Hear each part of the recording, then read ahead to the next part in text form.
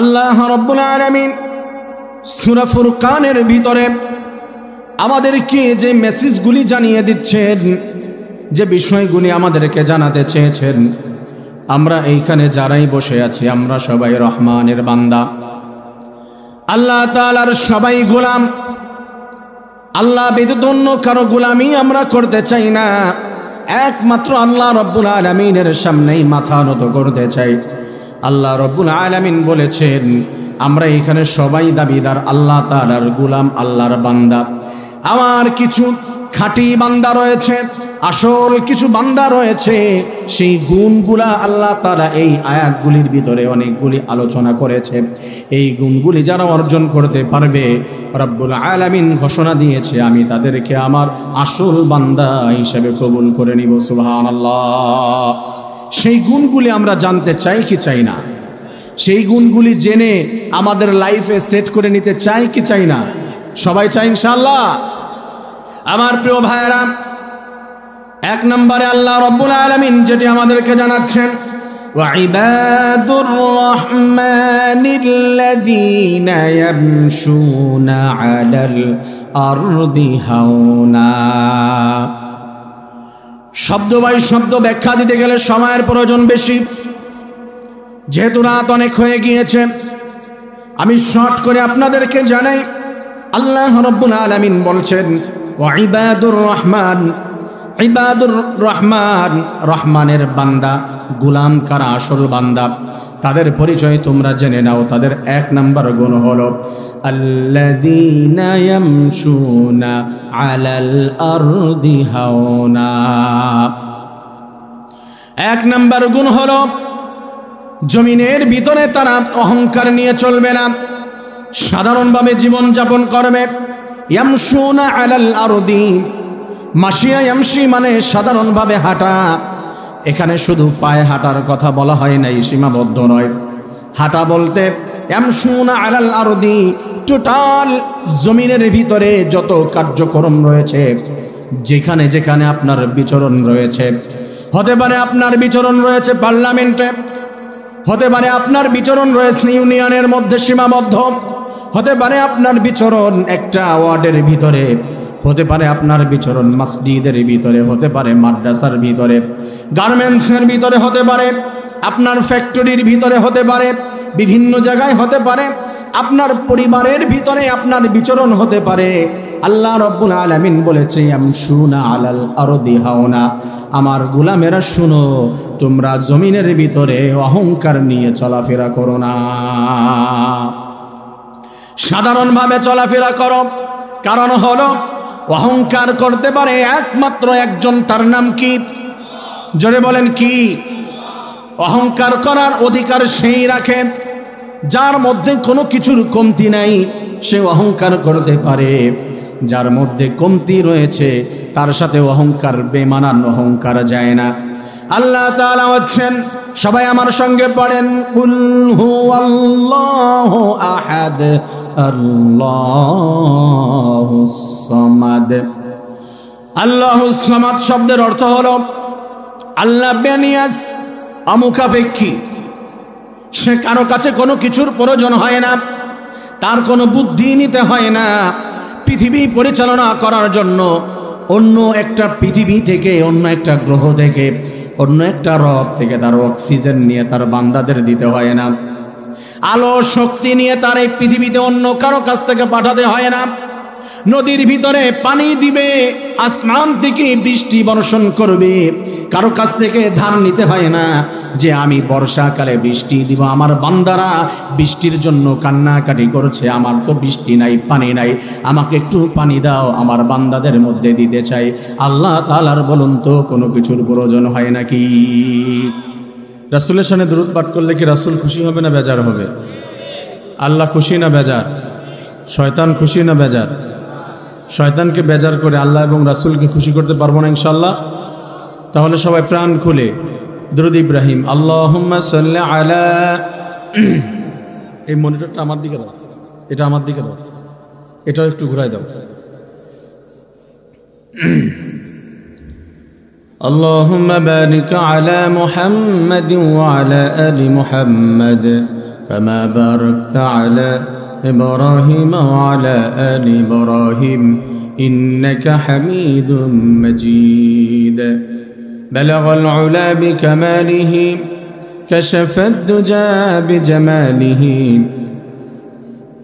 হালকা একটু ইকো দিয়ে আওয়াজ ভাষায় দেব একটু রিভার্ব বেস বেশি রেখে আওয়াজটা ভাষায় দেব दुर्फशानी ने तेरी कतरों को दरिया कर दिया दिल को रोशन कर दिया आँखों को बीना कर दिया बलगुल उला बिकमालिही कशफत दुजा बिजमालिही हसनत जमीअ खिसालिही सल्लू अलैहि व आलिही لا إله إلا الله لا إله إلا الله لا إله إلا الله ইকো হালকা ইকো থাকবে হ্যাঁ لا إله إلا الله জিকির করবার মাহফিলে যে রুলস যে আদব রয়েছে এটি রক্ষা করে বসবো যেখানে ফাঁকা থাকবে ওইখানে শয়তান বসবে আমল নষ্ট করার চেষ্টা করবে ফাঁকা জায়গা পূরণ করে বসলে আল্লাহ তাআলা খুশি হবে ফাঁকা রাখলে শয়তান খুশি হবে দেখি কে কাকে খুশি করতে চায় আল্লাহকে নাকি শয়তানকে প্রাণ খুলে জিকির করি আর সামনের দিকে আগাই এক জায়গাও খালি রাখবো না পূরণ করে বসবো পিছনের ভাইরা মন খারাপ করেছে মনে হয় সামনের দিকে আসবে না আসেন সামনে আসেন আর প্রাণ খুলে জিকির করি লা ইলাহা ইল্লাল্লাহ হালকা একটু ই করো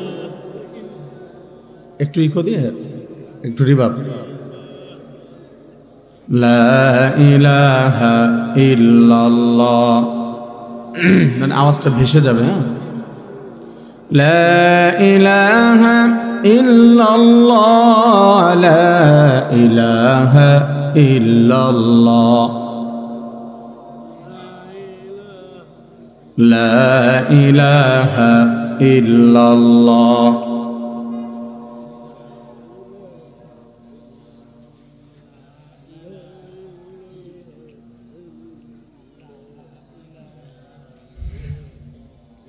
لا إله إلا الله محمد رسول الله Subhanallah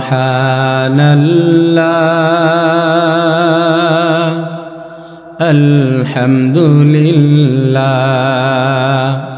La ilaha illallah Subhanallah Alhamdulillah La ilaha illallah সবাই Subhanallah La ilaha illallah তুমি বাঁচাও তুমি মারো অবিরত ক্ষমা করো তুমি বাঁচাও তুমি মারো অবিরত ক্ষমা করো ধরার যে জন তাকে ধরো ধরার যে জন তাকে ধরো তোমার মুঠোয় সবই আল্লাহ সুবহানাল্লাহ আলহামদুলিল্লাহ লা ইলাহা ইল্লাল্লাহ সুবহানাল্লাহ আলহামদুলিল্লাহ লা ইলাহা তোমার রিজিকে পড়ে অবাধ্য হয় কেমন করে তোমার রিজিকে পড়ে অবাধ্য হয় কেমন করে, খুঁজে না পাই কোনো ভাষা, খুঁজে না পাই কোনো ভাষা, শুকুর গুজার করার আল্লাহ, সুবহানাল্লাহ আলহামদুলিল্লাহ।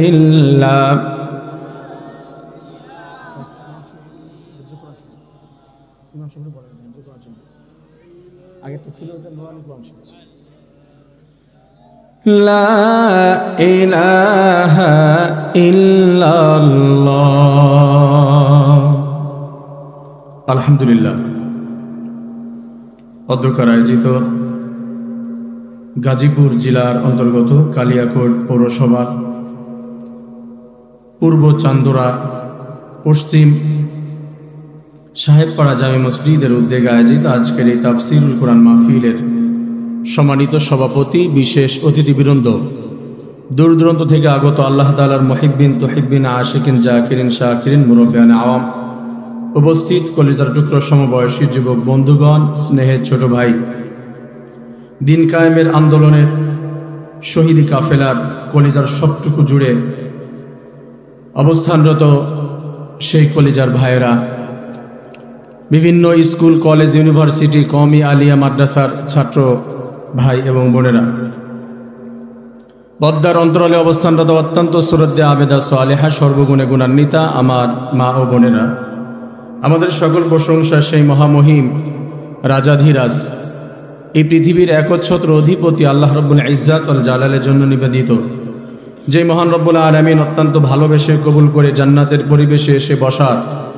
সুযোগ করে দিয়েছেন। সেই মহান রব্বুল আলামিনকে খুশি করার জন্য হৃদয়ের সবটুকু ভালোবাসা প্রকাশ করে দিয়ে আসমান জমিনকে মুখরিত করে আল্লাহ তাআলার শিখানো ভাষায়, আল্লাহ তাআলার দেওয়া জবান দিয়ে সবাই শুকরিয়া আদায় করছি আলহামদুলিল্লাহ। কেমন একটা শব্দ হচ্ছে এটা বুঝো?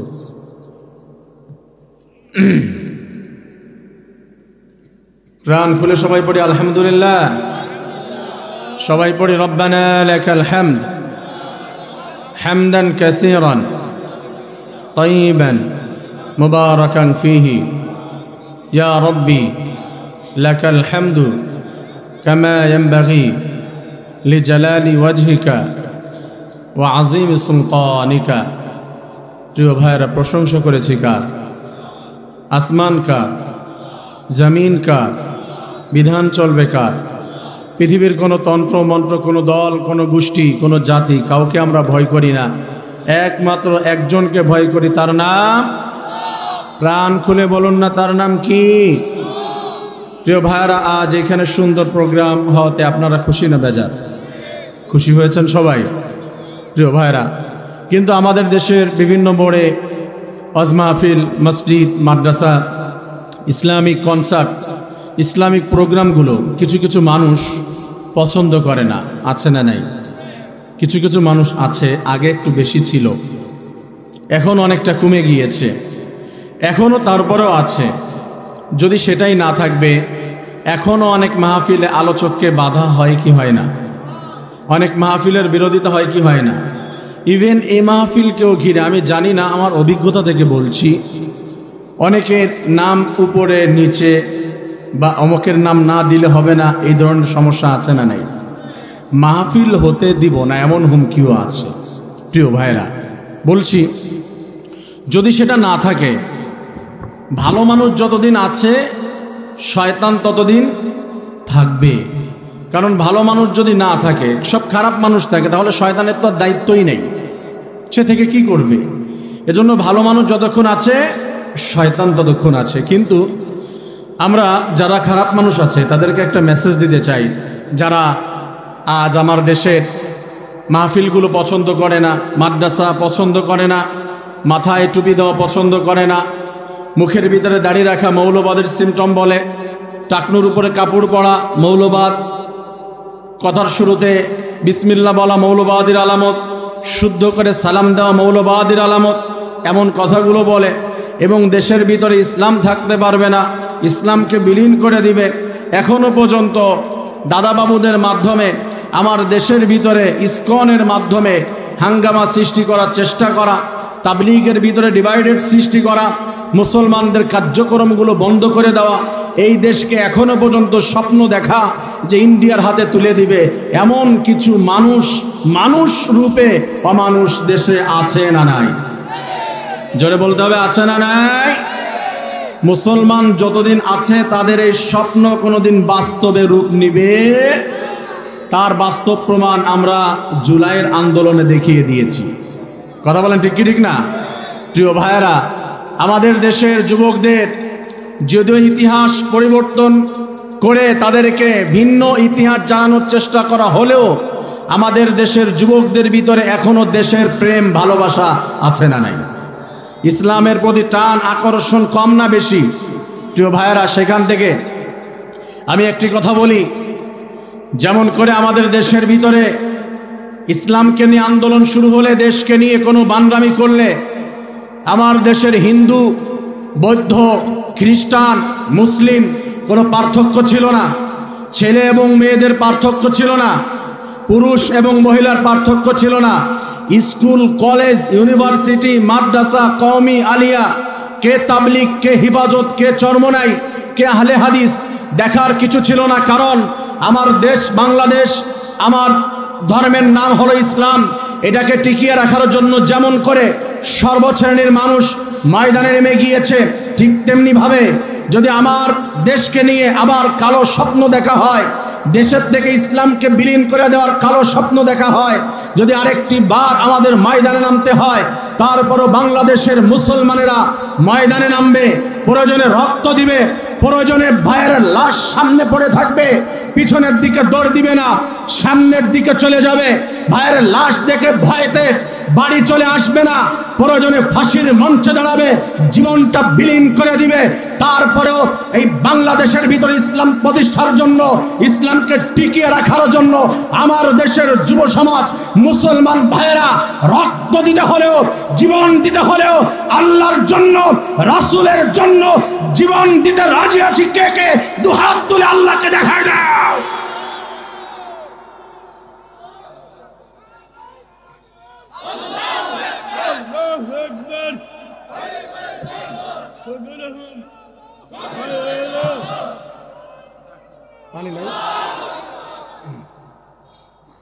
পানি খায় খায় এখানে খালি বোতলগুলো রাখবেন।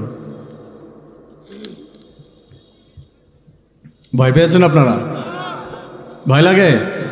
লিল্লাহে তাকবীরের স্লোগানগুলো কি শিবিরের স্লোগান? আহলে হাদিসের স্লোগান? এটা মুসলমানদের স্লোগান। কথা বলেন ঠিক কিনা?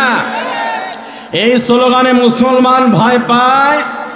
যদি কেউ বলে এই স্লোগান দেওয়ার কারণে জামাত, শিবির বা চরমনাই অথবা খিলাফতে মজলিসের ট্যাগ লাগিয়ে দেয়, আমরা বলি এই স্লোগান মুসলমানদের স্লোগান আমরা দেব। যদি তোমাদের ভালো না লাগে, এই দেশ ছেড়ে বর্ডার খোলা আছে, তোমরা দিল্লিতে চলে যাও। কথা বলেন ঠিক কিনা? আমার প্রিয় ভাইয়েরা, আপনাদের খারাপ লেগেছে? একটু মন খুলে স্লোগান দেন না, লিল্লাহে তাকবীর। হয় না এই স্লোগানে, এত কষ্ট করে এসেছে, অনেক দূর থেকে এসেছে, প্রাণ খুলে আওয়াজ দেন না, লিল্লাহে তাকবীর। এই যুবক আছে কে কে এখানে? বুড়া কেউ আছে নাকি? বুড়া কেউ আছেন? না না চাচা, আপনি বুড়া না। ইমানের পাওয়ার যাদের আছে সে কখনো বুড়া হতে পারে না। কথা ঠিক কি না? ইমানের পাওয়ার সবার আছে না নাই? তাহলে আমরা সবাই যুবক তো ইনশাআল্লাহ। আচ্ছা দেখি ডান পাশের ভাইয়েরা একটু স্লোগান দেন তো দেখি, এদের পাওয়ার বেশি না আপনাদের পাওয়ার বেশি? আপনারা স্টপ, লিল্লাহে তাকবীর। ভালোই তো দিচ্ছে, দেখি আপনারা স্টপ, আপনারা দেন লিল্লাহে তাকবীর। কি মনে হলো? বাম পাশে একটু শক্তিশালী বেশি নাকি? হ্যাঁ, আরেকবার সুযোগ দেয় এদের, দেখি কি করে। এরা প্রথমে বোঝে নাই যে কিভাবে আপনারা হিটটা করবেন। আপনারা স্টপ দেন, লিল্লাহে তাকবীর। সংখ্যা একটু কম আছে, তারপরে পাওয়ার কম না, তাই না? একসঙ্গে সবাই আসমান জমিন মুখরিত করে লিল্লাহে তাকবীর। আলহামদুলিল্লাহ। গাজীপুরের ভাইয়েরা, এখানে গাজীপুর স্থানীয় মানুষ মনে হয় কম আছে, আমি ধারণা থেকে বলছি। আমরা বিভিন্ন দেশের বিভিন্ন জায়গার লোক এইখানে আছি। আমরা গাজীপুরের সবসময় প্রোগ্রাম করে, বিশেষ করে আমরা এটা সবসময় সন্তুষ্ট হয়ে যে তাকবীরে এবং বিভিন্ন সময় বাতিলের বিরুদ্ধে গাজীপুরের লোকজন একটু বেশিই থাকে। যেমন কাদিয়ানিরা যখন মাথাচাড়া দিয়ে দাঁড়িয়েছিল গাজীপুরে, সর্বপ্রথম কিন্তু গাজীপুর থেকেই আমার গার্মেন্টস শ্রমিকের ভাইয়েরা আগুন লাগিয়ে তাদেরকে ধ্বংস করে দিয়েছিল পুরো গ্রাম। কথা ঠিক কিনা প্রিয় ভাইয়েরা? তাহলে স্লোগান দেওয়া যাবে তো শেষ পর্যন্ত ইনশা? আলোচনার ভাব দেখি তারপরে নাকি? আচ্ছা, একটু ভাব বোঝেন, ভাব বুঝে যদি ভালো লাগে থাকবেন, আর না হয় চলে যাবেন। আর সামনের দিকে যাব না, আমরা সরাসরি কুরআনুল কারীমের আলোচনায় প্রবেশ করব। আমার প্রিয় ভাইয়েরা, আসুন আমরা ভূমিকায় আর না গিয়ে একটু ঝালাই করে নিলাম আপনাদেরকে যে পাওয়ার কেমন কি আছে। আলহামদুলিল্লাহ ভালোই লাগছে, দেখি শেষ পর্যন্ত কেমন থাকে। আসুন, কুরআনুল কারীমের ভিতরে সূরা আছে কয়টি? মূল আলোচনা শুরু হয়েছে, তাফসির মাহফিল, বুঝতে হবে, শিখে যাবেন এখান থেকে 100%। আপনি আলোচনা শুনলে 5 মিনিটও যদি শোনেন কিছু না কিছু শিখবেন, এটা শিওর। খেয়াল করে শুনতে হবে। আমি কওমি মাদ্রাসায় পড়াশোনা শেষ করেছি আলহামদুলিল্লাহ, আলিয়া মাদ্রাসা থেকে শেষ করেছি ইউনিভার্সিটি। সেখান থেকে গবেষণা করে যতটুকু আমি নলেজ অর্জন করেছি, এলেম, সেখান থেকে আপনাদেরকে কিছু আলোচনা শোনানোর চেষ্টা করব ইনশাআল্লাহ। কুরআনুল কারীমের ভিতরে সূরা আছে কয়টি? ঝটপট বলেন। 114টি। যারা মুখ খুলবেন কোনো লস হবে না। আমি অনর্থক কিছু বলাবো না আপনাদেরকে, উপকৃত কিছু বলাবো যেটা সওয়াব হবে আপনার। কুরআনের যে সূরা 114টি স্বীকৃতি দিয়েছেন, সওয়াব আছে না নাই? তাহলে সূরা কয়টি? 114টি। কুরআনুল কারীমের প্রথম সূরার নাম কি? সূরাতুল ফাতিহা। শেষ সূরার নাম কি? সূরাতুন নাস। এ তো সুন্দর, আলহামদুলিল্লাহ, আপনারা তো জানেন অনেক কিছু। কোরআনের সবথেকে বিগেস্ট, সবথেকে বড় সূরার নাম কি? সূরা বাকারা। কি নাম? যারা এই যে আমার সঙ্গে বলছেন, প্রত্যেকটা সূরা বলতেছেন, আপনাদের আমলনামায় 90টি, 100টি, 110টি নেকি আল্লাহ তাআলা দান করে দিচ্ছে, আলহামদুলিল্লাহ। প্রিয় ভাইয়েরা, কোরআনের সবথেকে স্মলেস্ট, ক্ষুদ্রতম সূরা, সেটার নাম কি? ইখলাস নাকি? কনফিউশন কি? সূরা ইখলাস তো 2 লাইনে, 1 লাইনে একটা সূরা আছে, সেটার নাম বলেন। কাউসার। কি নাম? আলহামদুলিল্লাহ, মনে থাকবে সবসময়। আচ্ছা, এইগুলা তো অনেকেই জানে, আবার অনেকে জানে না। কিন্তু আবার দেখা যাচ্ছে শেখ মুজিবের বাবার নাম কি? শেখ বংশের 14 গোষ্ঠী সনদ সহকারে, মৃত্যু তারিখ, জন্ম তারিখ সহকারে মুখস্থ আছে অনেকে। এটা অনেক সময় বাধ্য হয়েছে। মন খারাপ করছেন? আমরা বাধ্য হয়েছি। যদি পরীক্ষায় ভালো রেজাল্ট করতে হয়, ভাইভাতে ভালো কিছু করতে হয়, তাহলে এগুলো মুখস্থ থাকতে হতো। প্রিয় ভাইয়েরা, মন খারাপের কিছু না। তা সেখান থেকে বাধ্য হয়ে অনেক সময় মুখস্থ করেছি। তা কোরআন থেকে আমাদের বেসিক কিছু নলেজ রাখার দরকার আছে না নাই? প্রিয় ভাইয়েরা, আসুন আমরা সেই 114 সূরার মধ্য থেকে 25 নম্বর সূরা, সূরা আল ফুরকান। কি নাম? আল ফুরকান, সত্য মিথ্যার পার্থক্যকারী। এই সূরা থেকে আমরা আলোচনা করব। আমি আয়াত তিলাওয়াত করেছি। আজকে তিলাওয়াতকৃত আয়াত হচ্ছে 63, 64, 5 এবং 66 নাম্বার আয়াত আমি তেলাওয়াত করেছি। 7 নম্বর আয়াত তেলাওয়াত করেছি। এই কয়টি আয়াত থেকে যতটুকু আমি পারি আপনাদেরকে কিছু ব্যাখ্যা সহকারে আলোচনা শোনানোর চেষ্টা করব ইনশাআল্লাহ। আমার সম্মানিত মুসলিম ভাইয়েরা, আসুন আমরা মূল আলোচনায় চলে যাই। আল্লাহ রাব্বুল আলামিন সূরা ফুরকানের ভিতরে আমাদেরকে যে মেসেজগুলি জানিয়ে দিচ্ছেন, যে বিষয়গুলি আমাদেরকে জানাতে চেয়েছেন, আমরা এইখানে যারাই বসে আছি, আমরা সবাই রহমানের বান্দা, আল্লাহ তাআলার সবাই গোলাম। আল্লাহ ব্যতীত অন্য কারো গোলামি আমরা করতে চাই না, একমাত্র আল্লাহ রাব্বুল আলামিনের সামনেই মাথা নত করতে চাই। আল্লাহ রাব্বুল আলামিন বলেছেন, আমরা এখানে সবাই দাবিদার আল্লাহ তাআলার গোলাম, আল্লাহর বান্দা। আমার কিছু খাঁটি বান্দা রয়েছে, আসল কিছু বান্দা রয়েছে, সেই গুণগুলা আল্লাহ তাআলা এই আয়াতগুলির ভিতরে অনেকগুলি আলোচনা করেছে। এই গুণগুলি যারা অর্জন করতে পারবে, রব্বুল আলামিন ঘোষণা দিয়েছে, আমি তাদেরকে আমার আসল বান্দা হিসেবে কবুল করে নিব। সুবহানাল্লাহ। সেই গুণগুলি আমরা জানতে চাই কি চাই না?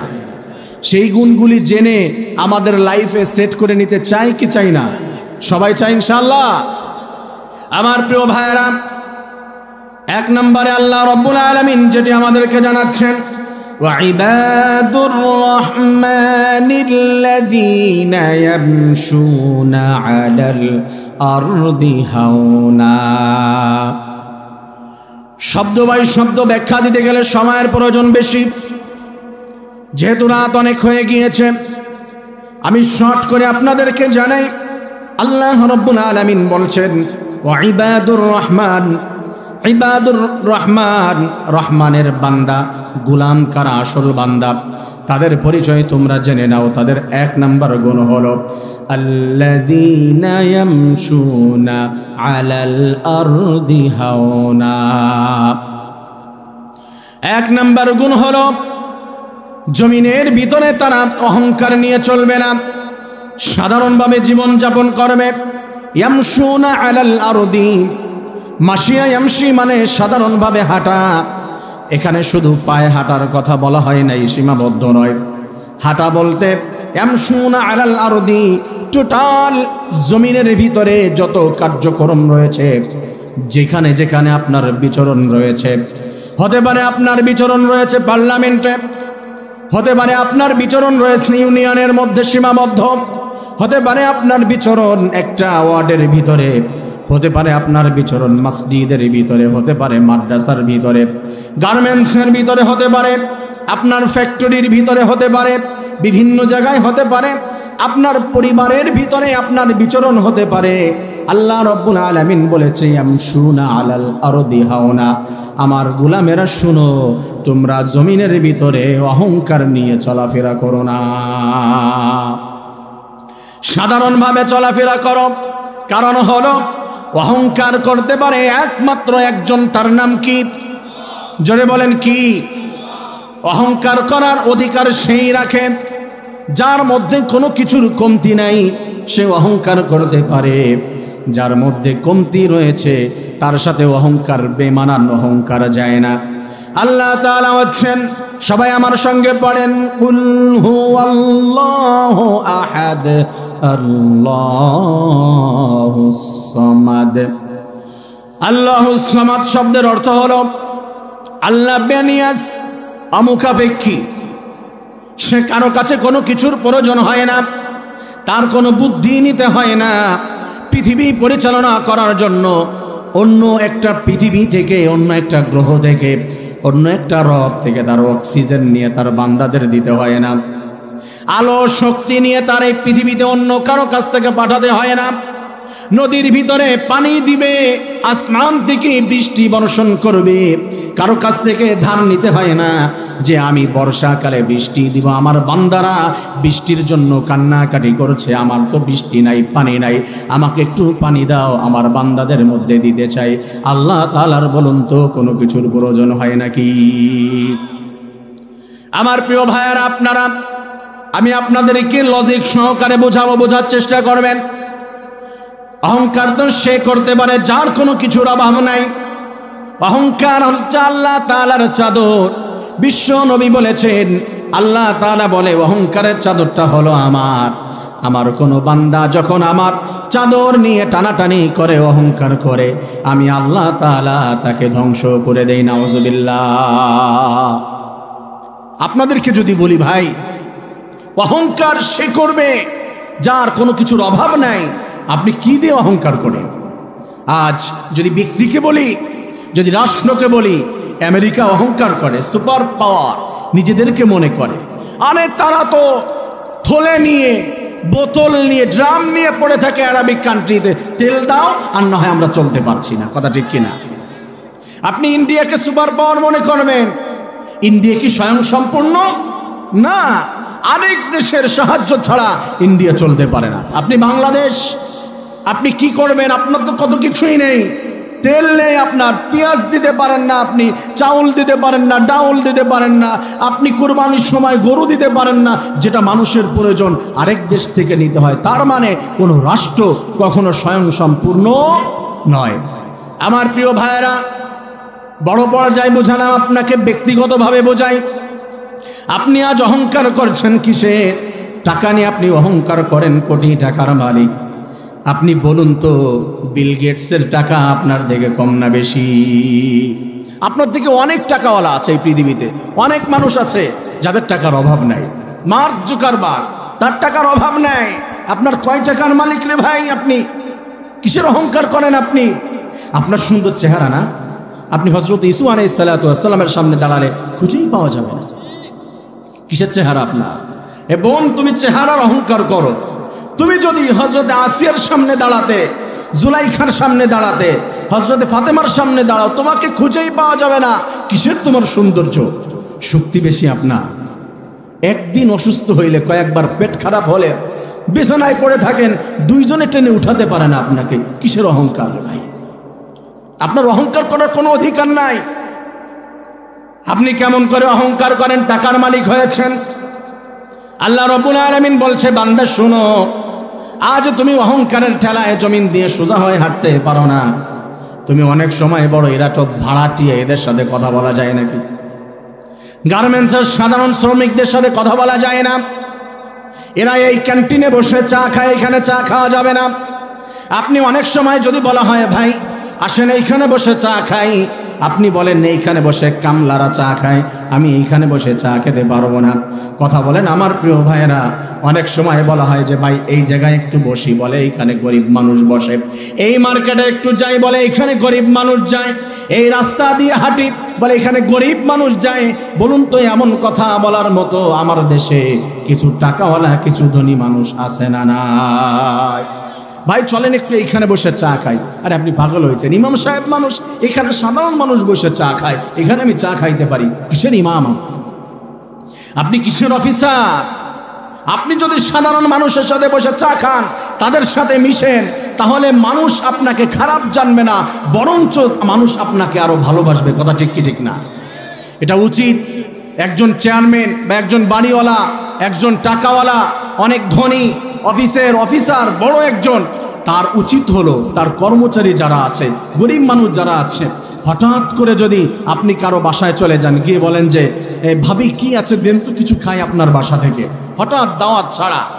আপনার বাড়ির পাশে গরিব মানুষটা আপনার চাচা, আপনার আত্মীয়, আপনার ফুফু, আপনার আত্মীয় লাগে, অথচ গরিব হওয়ার কারণে আপনি তার বাড়ি যান না। কারণ তার স্ট্যাটাস আর আমার স্ট্যাটাস কি যায়? তার সঙ্গে আমার যায় না।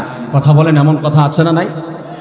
বরঞ্চ আপনি যদি তার বাড়ি যান, হঠাৎ করে গিয়ে বলেন যে কিছু খাইতে দেন, আমাকে একটু পানি দেন তো, আপনি বসে এইভাবে যদি তার সাথে আচরণ করেন, দাওয়াত ছাড়াই চলে যাবেন, দেখবেন সে আরো অহংকার করে, আরো বুক ভর্তি ভালোবাসা নিয়ে মানুষকে বলবে যে আমাদের চেয়ারম্যান, আমাদের এমপি, আমাদের কমিশনার, আমার অফিসার, আমার বাড়িওয়ালা, আমার অমুক ভাগনা, সে টাকা পয়সার মালিক, কিন্তু ভিতরে কোনো অহংকার নাই।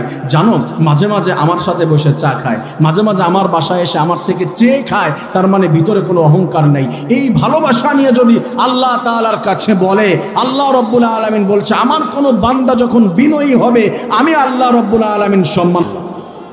অথচ আমরা সেই অহংকারে ফেটে যাই। যুবক ভাই, যদি আইফোন 16 প্রো ম্যাক্স হাতের ভিতরে চলে আসে, অন্য ফ্রেন্ডের সাথে কথা বলা যায় না, কারণ ওর স্ট্যাটাস আমার স্ট্যাটাস যায় না। আমি তো একটা R15 চালাই, ও চালায় সাইকেল, তার সাথে আর কথা বলা যাবে না। এইভাবে অন্তরের ভিতরে অহংকার রাখা যাবে? কারণ আপনার যা কিছু আছে দিয়েছেন কে? আরো জোরে আওয়াজ দেন, কে? আল্লাহ তাআলা বলছেন, হাল আতা আলাল ইনসানি হিনুম মিনাদ দাহরি লাম ইয়াকুন শাইআম মাযকুরা। হে মানুষ, তুমি কিসের অহংকার করো? তোমার কোনো নাম ছিল না। লাম ইয়াকুন শাইআম মাযকুরা, তোমার উল্লেখযোগ্য কিছুই ছিল না।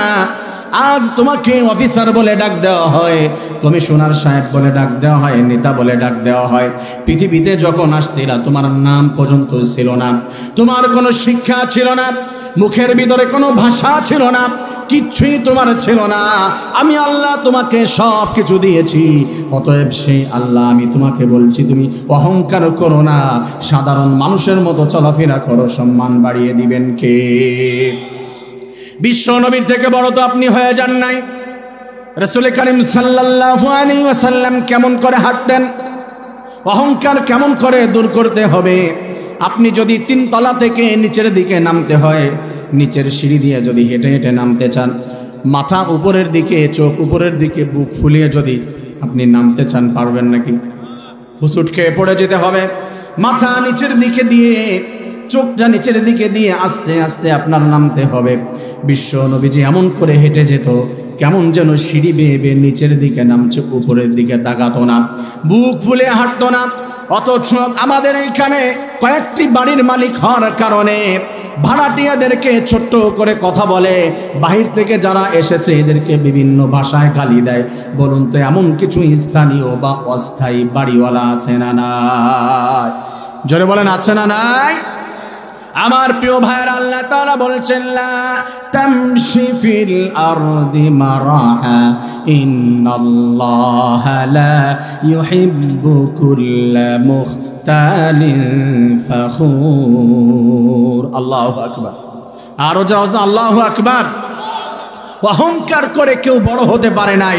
যে অহংকার করে ধন সম্পদ টাকা পয়সার অপব্যবহার করেছে, এই জমিনে আল্লাহ তাআলা তার উচিত জবাব দিয়েছে, শিক্ষা দিয়েছে এবং ধ্বংস করেছে। তার নিদর্শন এবং তার নজির আমার দেশে আছে না নাই? কত টাকার মালিক, নাম পর্যন্ত বলা যায় না, অমুকের নাম নিয়ে ভালো কথা বললো, ঘুরিয়ে পেঁচিয়ে অন্যদিকে ঢুকিয়ে দিয়ে জেলখানায় ঢুকিয়ে দিত। কারণ হলো উনি অমুক বংশে। কত বংশের নাম ছিল না দেশে? কথা বলে না, বংশের নাম ছিল না। আরে সে তার বংশের নামই নাই, অথচ উনি বলে যে আমি শেখ বংশের ছেলে। হ্যাঁ আছে, কত বড় বংশ, শেখ বংশ আছে? নাই। থাকবে না কিছু, আপনারও কিছু থাকবে না। কিসের অহংকার করে? আমার প্রিয় ভাইয়েরা, যে নত হয়ে যায় তাকে সম্মান বাড়িয়ে দেয় কে? জোরে বলেন, কে? আমি আপনাদেরকে একটি মেসেজ দিই। আপনার লাইফে যার বাসায় যাওয়া আপনার জন্য সাধারণভাবে ভালো দেখা যায় না, আমি কি ওর বাসায় যেতে পারি? গরিব মানুষ, সমাজের প্রতিনিধি আছেন, অনেকে আছেন টাকাওয়ালা, অনেক টাকার মালিক, অনেকে আছেন এইখানে অনেক ধনী হয়েছেন, গ্রাম গায়ে আপনার আত্মীয় স্বজন গরিব আছে, তার বাসায় হঠাৎ একদিন আপনি দাওয়াত ছাড়া চলে যাবেন। গিয়ে ভাবি হোক, খালা হোক, ফুফু হোক, ভাই হোক, মামা হোক, গিয়ে বলবেন যে এই কিছু খেতে দাও, আমাকে একটু পানি দাও, বেড়াতে আসছে তোমার বাসায়। এইভাবে আপনি যদি তার বাসায় যান, দেখবেন আরো 5 জনকে বলা বলি করবে যে অমুকের কোনো অহংকার নাই, মন খুলে দোয়া করবে। কথা বলেন, ঠিক কি ঠিক না? তা একবার হলে, একজনের বাসায় হলে যেতে পারবো ইনশাআল্লাহ? আমার সম্মানিত মুসলিম ভাইয়েরা, আল্লাহ রাব্বুল আলামিন বলছে অহংকার নিয়ে চলো না। তুমি অনেক কিছু হতে পারো, কিন্তু অহংকার যদি রাখো, রহমানের বান্দা তুমি হতে পারবে না। রহমানের বান্দা যদি তোমার হতে হয়, তাহলে জমিনের ভিতরে কেমন করে চলবে? ইয়ামশুনা আলাল আরদি হাওনা। সাধারণভাবে তোমার চলাফেরা করতে হবে। হাওনা এ শব্দের ব্যাখ্যা অনেকগুলি, তার মধ্য থেকে আমি কয়েকটি জানাবো। সাধারণভাবে চলাফেরা বলতে, আবার আমাদের দেশের, আমাদের সমাজের অনেক মানুষ আছে এমন সাধারণভাবে চলাফেরা করে, এটা হচ্ছে কিপটামির দিকে চলে যায়। চাচা ভালো কোনো পাঞ্জাবি কেনেন না কেন ঈদের সময়? আরে দুনিয়া দিয়ে আর কি হবে হুজুর, এত কিছু পরে আর কি হবে? কোটি কোটি টাকার সম্পদ রয়েছে, কোটি কোটি টাকার মালিক, দান সৎকাও করে না, নিজে খায়ও না, পরেও না, কাউকে দেয়ও না। চলাফেরা দেখলে মনে হয় যে রাস্তার টুকাই। এমন কিছু বাড়িওয়ালা আছে না? এমন কিছু স্থানীয় আছে সব জায়গায়। আমার খুলনা শহরের কথাও বলছি, ওইখানেও আছে। আপনারা বলবেন না যে গাজীপুরের মানুষকে ছোট করে গেল। ভাই গাজীপুরের অনেক দিন নুন খেয়েছি আমি, তাই তাদের গুণ গাইতে হবে। আমার গাজীপুরের ব্যাপারে আমি ভর্ৎসনা করতে পারবো না। বলতেছি এটা যে এমনভাবে চলাফেরা কেন আপনার? যদি আপনি সেটাই হতো, তাহলে ধন সম্পদ তো জমিনের পরে জমিন কিনছেন, ফ্ল্যাটের পরে ফ্ল্যাট কিনছেন, এত ভাড়া দিচ্ছেন, তাহলে আপনি দেন না মসজিদের জন্য একটি জমি দিয়ে দেন না কয়েক কোটি টাকার, আপনি দিয়ে দেন না এতিমখানার জন্য, বছর শেষে আপনি যাকাত দিয়ে দেন না, সেটা তো দেন না। কিন্তু চলাফেরা হয় একবার সাধারণ জিন্ন শূন্য মানুষের মতো, গরিব মানুষের মতো। এমন হবে কেন? একবারে হাওনা বলতে যে আপনারা সাধারণ মানুষের মতো চলাফেরা করবেন, যে একবারে নর্মাল মানুষের মতো, সেরকম না। আপনাদের চলাফেরা করতে হবে মাঝে মাঝে সুন্দর ড্রেস আপ করার দরকার আছে না নাই? আরো জোরে বলুন, দরকার আছে না নাই? কারণ হলো সুন্দর ড্রেস আপ করলে মনকে পরিষ্কার করে দেয় কে? হ্যাঁ, বিজ্ঞান দিয়ে আমি বলছি, আজ বিজ্ঞান বলছে সুন্দর ড্রেস আপ যদি কেউ করে, সুন্দর একটা ড্রেস পরছেন, অন্তরটা একটু পরিষ্কার লাগে, ফ্রেশ লাগে। কথা বলেন ঠিক কিনা? ফ্রেশ ফ্রেশ লাগে। সুন্দর ড্রেস পরবেন ঈদের দিন, দেখবেন যে মনটা একটু ফ্রেশ লাগতেছে, কারণ সুন্দর ড্রেস আপ করলে অন্তরটা পরিষ্কার হয়ে যায়। এবং এই সময় দোয়া করতে হবে যে আল্লাহ, আমার যে সুন্দর নতুন ড্রেস পরেছি, আমার অন্তরটা এইভাবে পরিষ্কার করে দাও। সবাই বলেন না আমিন, আর জোর পড়েন আমিন। কারণ আল্লাহ রাব্বুল আলামিন বলে দিয়েছে, ইয়া বানি আদম খুযু জিনাতাকুম ইনদা কুল্লি মসজিদ। হে বনি আদম শোনো, যখন তোমরা মসজিদে চলে যাবে, নামাজের জন্য যাবে, সুসজ্জিত হয়ে সুন্দর ড্রেস আপ করে তখন তোমরা নামাজের জন্য যাবে। কিন্তু আমাদের সমাজের এমন মানুষ দেখা যায়, নামাজের জন্য সুন্দর একটা টুপি কিনতে পারে না, পাঞ্জাবি কিনতে পারে না। আবার সুন্দর টুপি পাঞ্জাবি কিনতে বললে বলবে হুজুর এত অপচয় করে কি লাভ হবে, টুপি তো একটা আছে। বছরে বছরে মাসে মাসে ড্রেস, সুন্দর নতুন নতুন প্যান্ট কিনে, টি শার্ট কিনে, কথা বলেন এমন আছে না নাই? আল্লাহ তাআলা বলতে সুন্দর ড্রেস আপ করে যাও। কারণ হলো, আপনাদেরকে যদি বলি সুন্দর একটা উদাহরণ ভালো করে জানবেন। আপনাদের বড় একজন নেতার নাম বলেন তো, এখানে বড় একজন নেতার নাম বলেন। মোহাম্মদুল্লাহ না? আপনাদের এখানে এমপি টেমপি কেউ আছে না এরকম ভাবে? নাম বলতে পারছেন? আচ্ছা, মেয়র সাহেব আছে, আকরাম মুজাম্মেল সাহেব ছিল তো আপনাদের, এখন তো নাই। আচ্ছা যাই হোক, কিন্তু মুজিবুর সাহেব আছে, তাই না? মুজিবুর রহমান সাহেব মেয়র আপনাদের উপজেলার, পৌরসভা। আচ্ছা, আমি বলি না, আপনাকে ইনভাইট করা হলো যে সংসদে, গণভবনে আপনাকে নিয়ে কথা বলবে উপদেষ্টাগণ যারা আছে তারা। আপনি বলুন তো, হঠাৎ করে বর্তমান যে ড্রেসে আছে, এই ড্রেসে কি সবাই যেতে পারবেন? বলবেন যে হুজুর একটু সময়, আরে ভাই গাড়িতে উঠেন, সময় নেই। বলবে যে না, এই ড্রেসে যাওয়া যায় নাকি? বাসায় যেতে হবে, গোসল করতে হবে, কয়েক প্রকারের পারফিউম মারতে হবে, সুন্দর ড্রেস আপ করে এটা দিয়ে তারপরে যাব উপদেষ্টাদের সঙ্গে কথা বলতে। এই সাধারণ ড্রেস দিয়ে কি উপদেষ্টাদের সঙ্গে কথা বলা যায়? কারণ এটা তো টিভিতে দেখাবে, ক্যামেরায় দেখাবে, এত বড় জায়গায় কি সাধারণ ড্রেস পরে যাওয়া যায়? কথা বলেন, কথা ঠিক কি ঠিক না? অথচ আপনাকে যদি বলা হয় ভাই চলেন মসজিদে চলে যাই, তখন আপনি ফতোয়া দিবেন হুজুর এত সুন্দর ড্রেস দিয়ে কি করব? সুন্দর ড্রেস পরে আসেন হুজুর, আপনারাই বলেন যে অপচয় করা যাবে না, এর থেকে আর সুন্দর ড্রেস আর কি হতে পারে? আপনার ওইখানে গেলে ডক্টর ইউনিসের সঙ্গে কথা হবে, নাহিদের সঙ্গে কথা হবে, আসিফের সঙ্গে আপনার কথা হয়ে যাবে। আপনাকে টিভিতে দেখানো হবে কয়েকজন মানুষের সামনে, হাজার হাজার মানুষের সামনে। সেইখানে গিয়ে সুন্দর ড্রেস যদি আপনি নিতে চান, আমার প্রিয় ভাইয়েরা, আল্লাহ রব্বুল আলামিনের সঙ্গে কথা বলবেন, আল্লাহর সঙ্গে দেখা হবে। কোটি কোটি ফেরেশতাদেরকে আল্লাহ ডেকে ডেকে আপনাকে দেখাবে।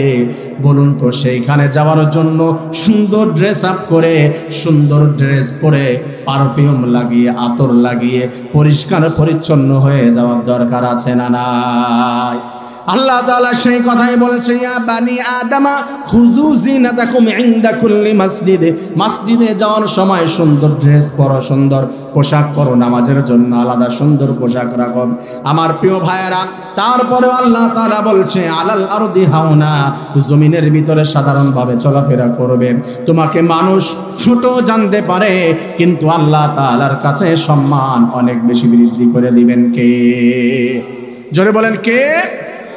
আমার সম্মানিত মুসলিম ভাইরা, এরপরে রব্বুল আলামিন বলছেন, ওয়াইদা খাতাবাহুমুল জাহিলুনা ক্বালু সালামা। ওয়াইদা খাতাবাহুমুল জাহিলুনা ক্বালু সালামা। আল্লাহ তাআলা এরপরে বলছেন, রহমানের বান্দা তারা যখন তাদের কোনো মূর্খ মানুষের সঙ্গে দেখা হয়ে যাবে, তখন তারা বিতর্কে জড়িত হবে না। তারা বলবে কি? সালামা, আসসালামু আলাইকুম, বিদায়। সেটা হলো কেমন? আমাদের দেশের বিভিন্ন চায়ের দোকানগুলি, এই যে সামনে চায়ের দোকান আছে না, চায়ের দোকানে বিভিন্ন সময় আড্ডা বসে না? কথা বলে না?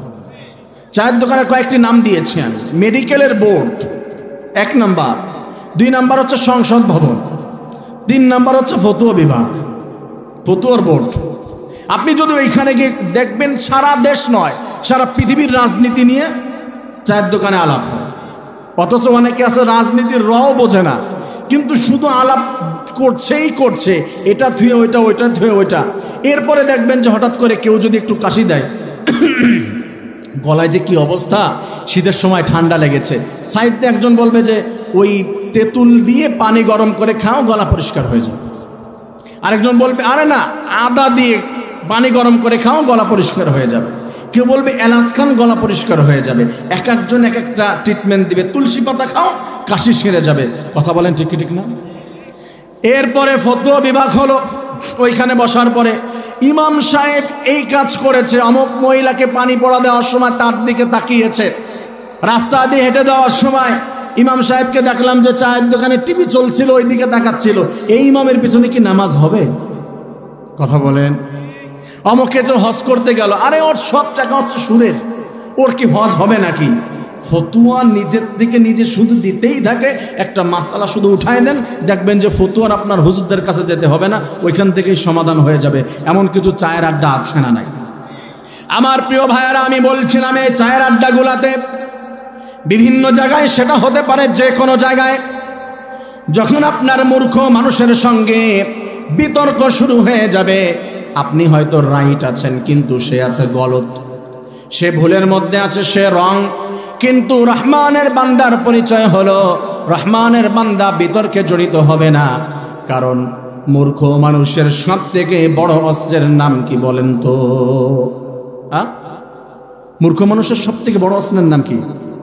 গালি। কি গালি? অকথ্য ভাষায় গালি দিবে মূর্খ মানুষে।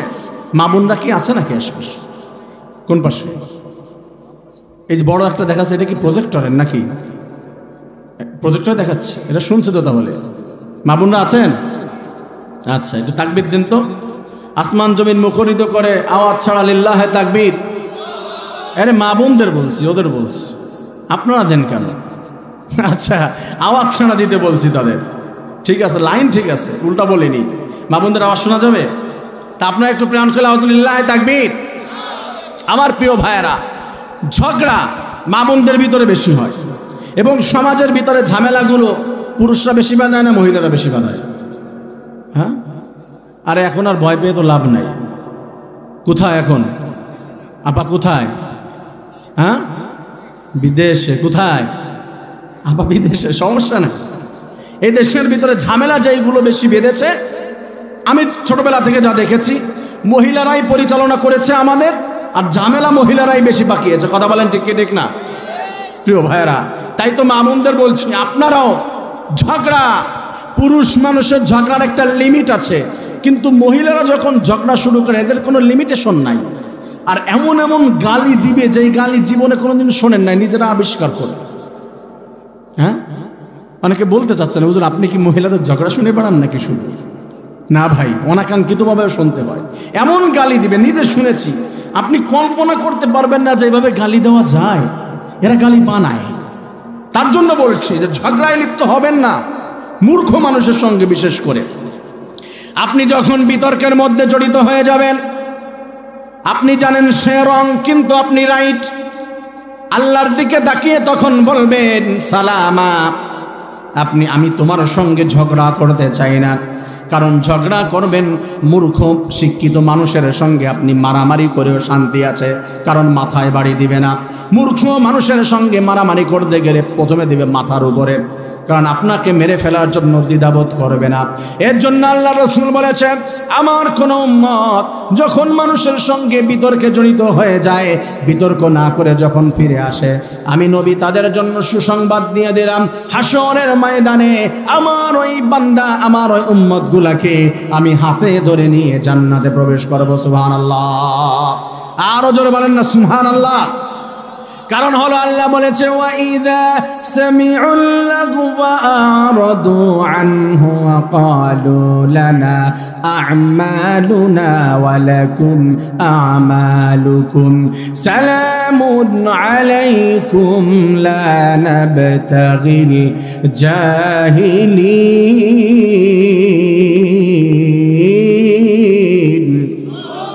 আর আল্লাহু আকবার।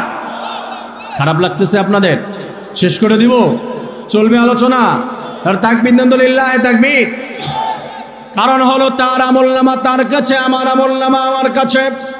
তাকে আমার জোর করে সত্যটা বোঝানোর দরকার নাই, বিতর্কে জড়িত হওয়ার দরকার নাই। দাওয়াত দিয়েছি, বুঝলে বুঝবে, না বুঝলে দরকার নাই। চলে আসবে, বলবে কলু সালামা। আপনার উপরে আল্লাহ তাআলার রহমত বর্ষিত হোক ভাই। ঠিক আছে, আপনার জায়গায় আপনি থাকেন। এটা হলো রহমানের বান্দাদের পরিচয়। আমার প্রিয় ভাইয়েরা, বিতর্কে জড়িত হওয়ার আগে সেখান থেকে ফিরে আসতে পারবো তো ইনশাআল্লাহ? আমার প্রিয় ভাইয়েরা, এরপরে আল্লাহ তাআলা বলছেন রহমানের বান্দাদের পরিচয়, ওয়াল্লাযীনা ইয়াবিতুনা লিরাব্বিহিম সুজদাও ওয়া কিয়ামা। আমার যেই সমস্ত বান্দা ইয়াবিতুনা রাত্রি যাপন করবে, লিরাব্বিহিম তাদের রবের জন্য, সুজদাও ওয়া কিয়ামা মাথা নত অবস্থায় সিজদার মধ্যে এবং কিয়ামের মধ্যে, সালাত আদায়ের মধ্যে। আমার প্রিয় ভাইয়েরা, রাত আপনারও পার হয়ে যায়, আমারও পার হয়ে যায়, খারাপ মানুষেরও হয়ে যায়, ভালো মানুষেরও হয়ে যায়। কারো কারো রাত পার হয়ে যায় রাতের বেলা মোবাইলের ভিতরে গেম খেলতে খেলতে পার হয়ে যায়। ঠিক কি ঠিক না? যুবক ভাইয়েরা, অনেকে যুবতী বোনেরা মোবাইলে কথা বলতে বলতে ফজরের আজান দেয় কি দেয় না। নাইট ক্লাবের ভিতরে রাত পার হয়ে যায়, কানে গান শুনতে শুনতে পার হয়ে যায়। অনেকের আবার নামাজের সিজদার ভিতরে কান্না করতে করতে রাত পার হয় কি হয় না। এক একজনের এক একভাবে রাত চলেই যাবে। হয়তো আপনি ভালো কাজ করছেন বা খারাপ কাজ করছেন।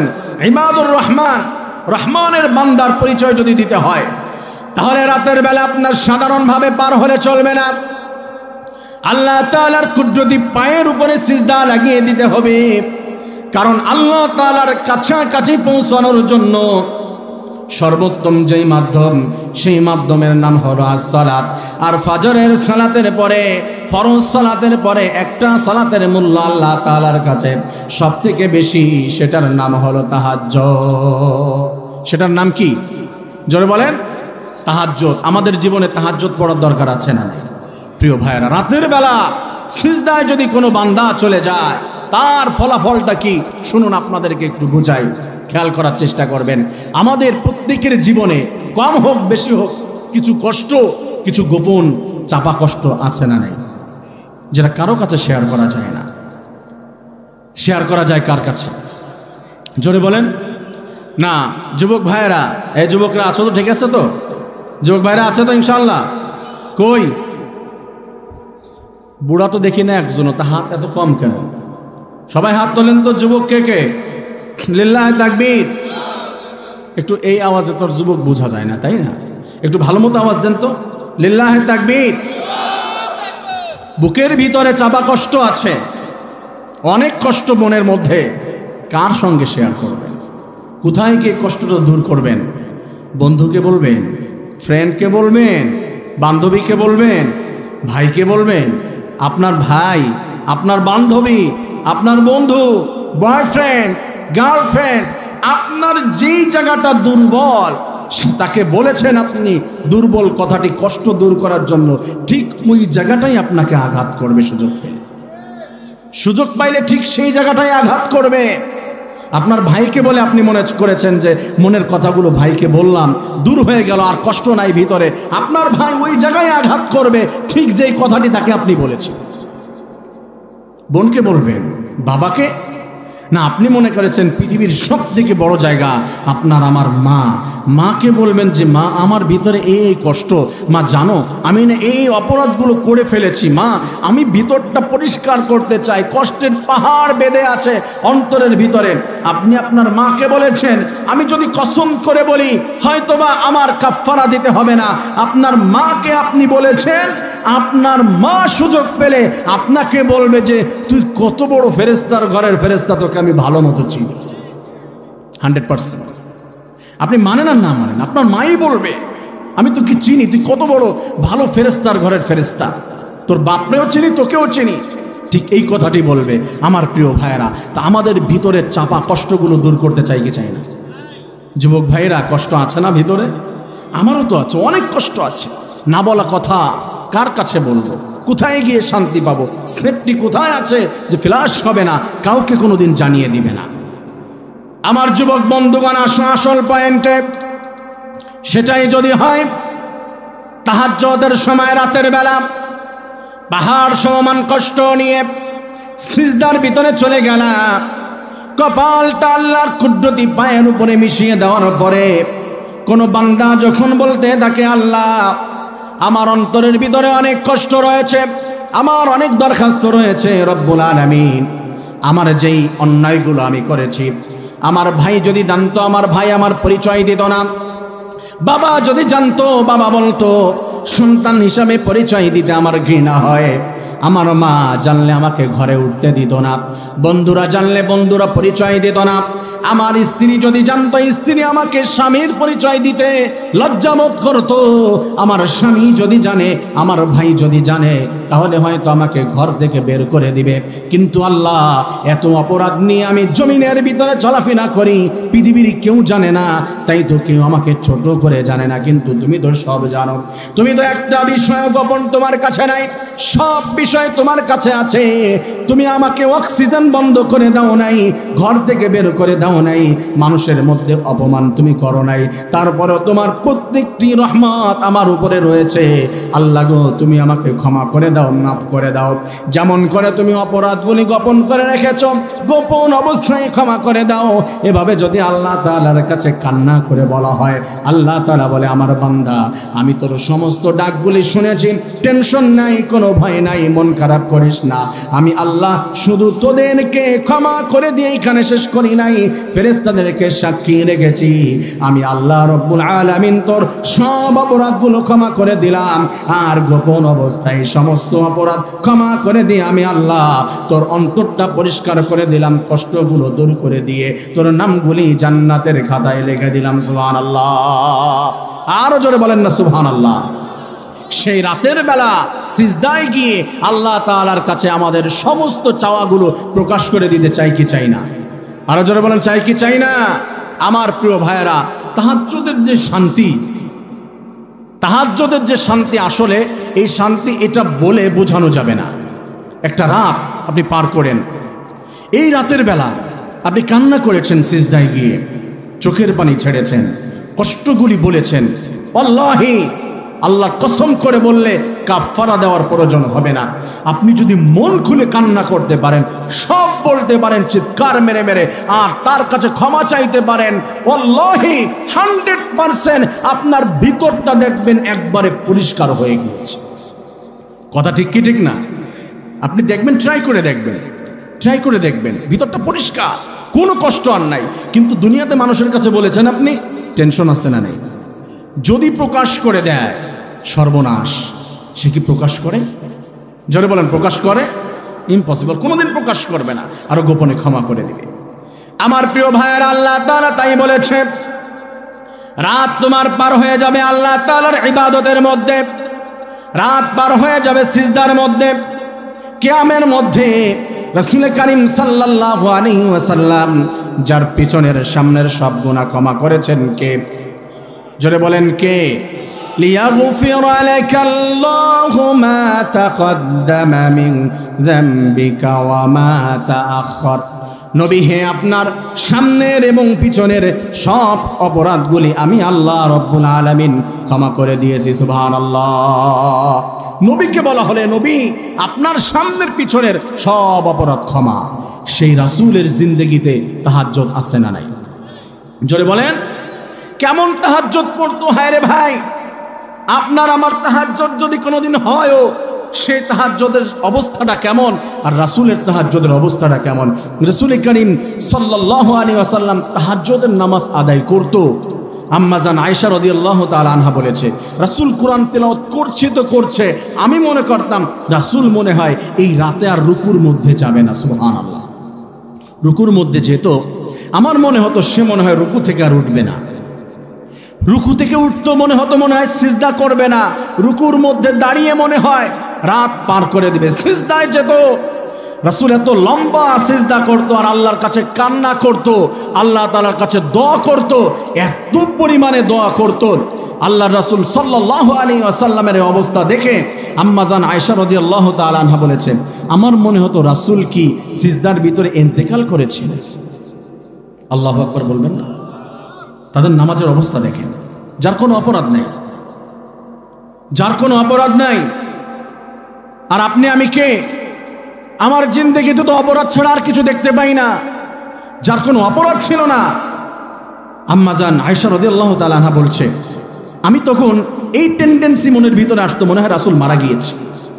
আমি পায়ের ভিতরে চিমটি কাটতাম, পায়ের ভিতরে চিমটি কাটার পরে যখন দেখতাম যে পা একটু নাড়াচাড়া করেছে, তখন আমি ভাবতাম যে না, রাসূল ইন্তেকাল করেন নাই, রাসূল বেঁচে আছে।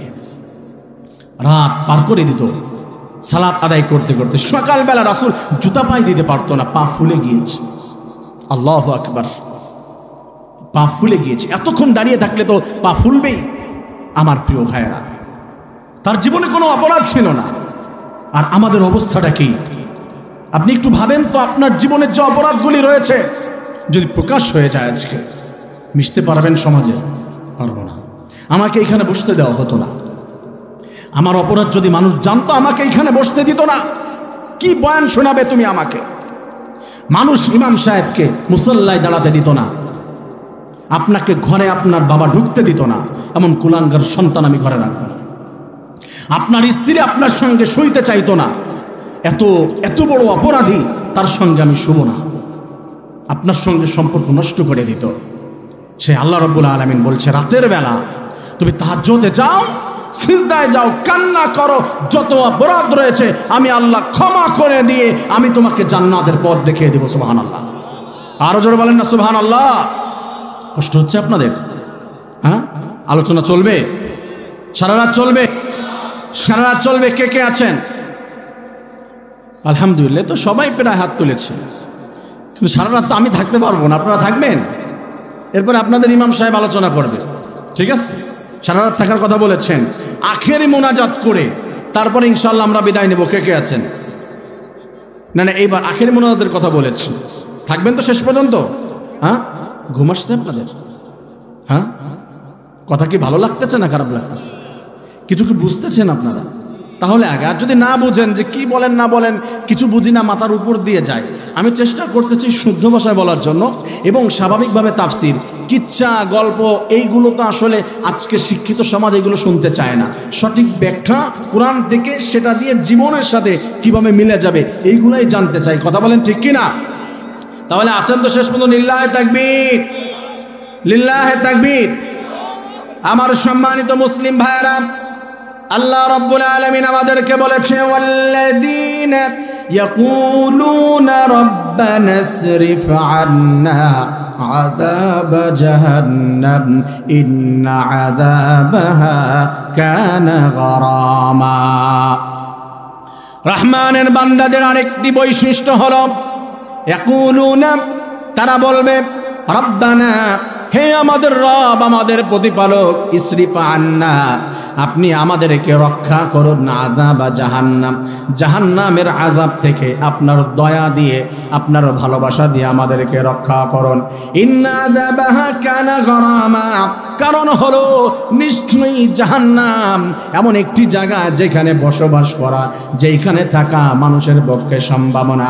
আল্লাহ তাআলা বলছে, আমার বান্দাগুলি আমার কাছে বলবে, আল্লাহ ইসরিফ আন্না আযাব জাহান্নাম, আল্লাহ আমাদেরকে দয়া করে, মায়া করে আর জাহান্নামের আযাব থেকে রক্ষা করে নিন। বলেন না আমিন। সে আল্লাহ তাআলার কাছে জাহান্নাম থেকে রক্ষার জন্য দোয়া করতে চাই কি চাই না? আল্লাহর দয়া ছাড়া কি জান্নাতে যাওয়া সম্ভব? জোরে বলেন, সম্ভব না। আপনি যাবেন, তাই না? আমার আপনার আমল দিয়ে জান্নাতে যাওয়া সম্ভব? ইম্পসিবল, যেতে পারবেন না ভাই। কি দিয়ে আপনি জান্নাতে যাবেন?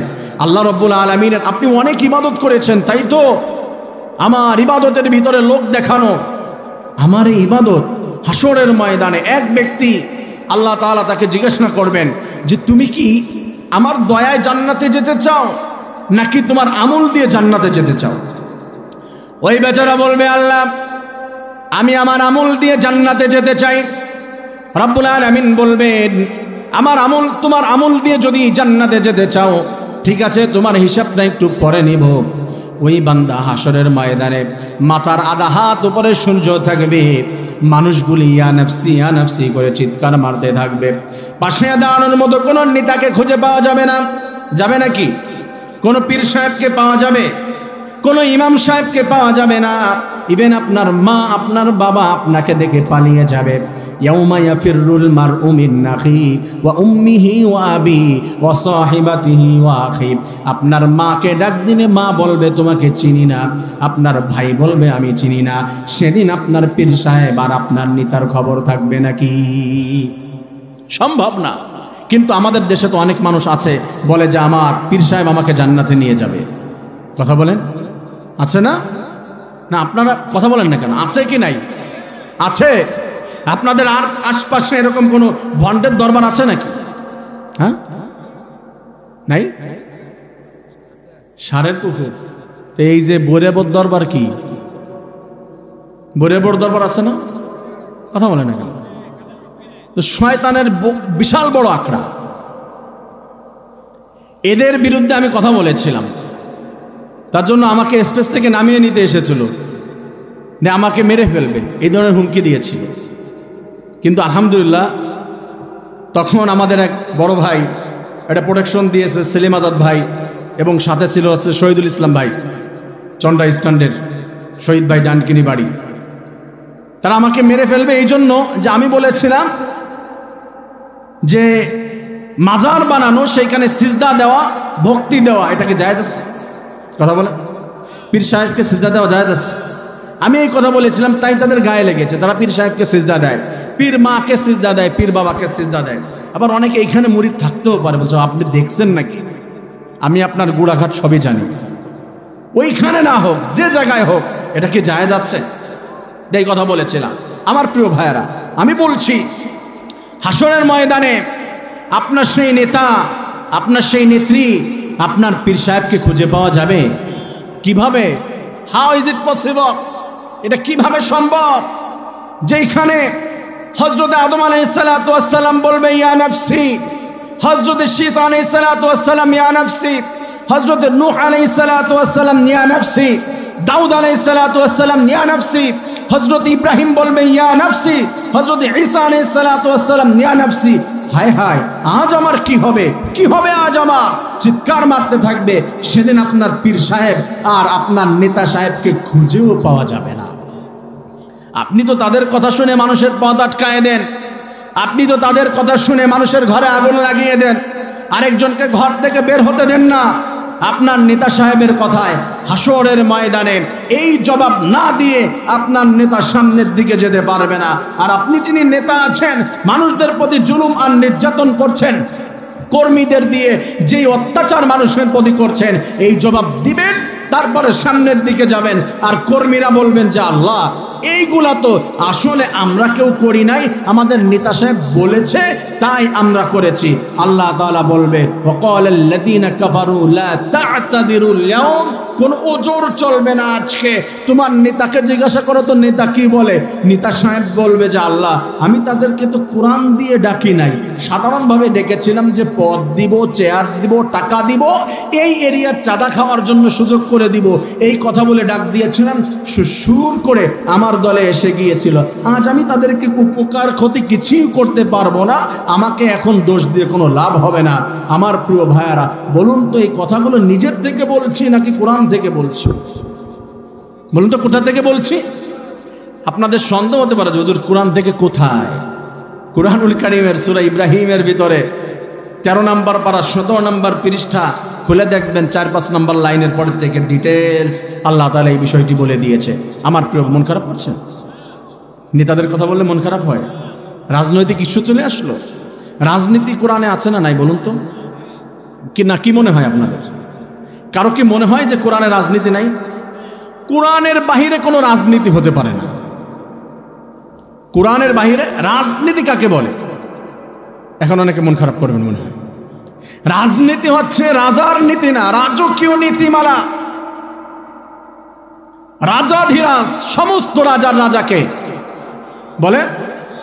আরো আসতে বলেন, লজ্জা লাগতেছে, লজ্জা ফেলে বলেন। তার নীতিমালার নাম কি? আল্লাহ।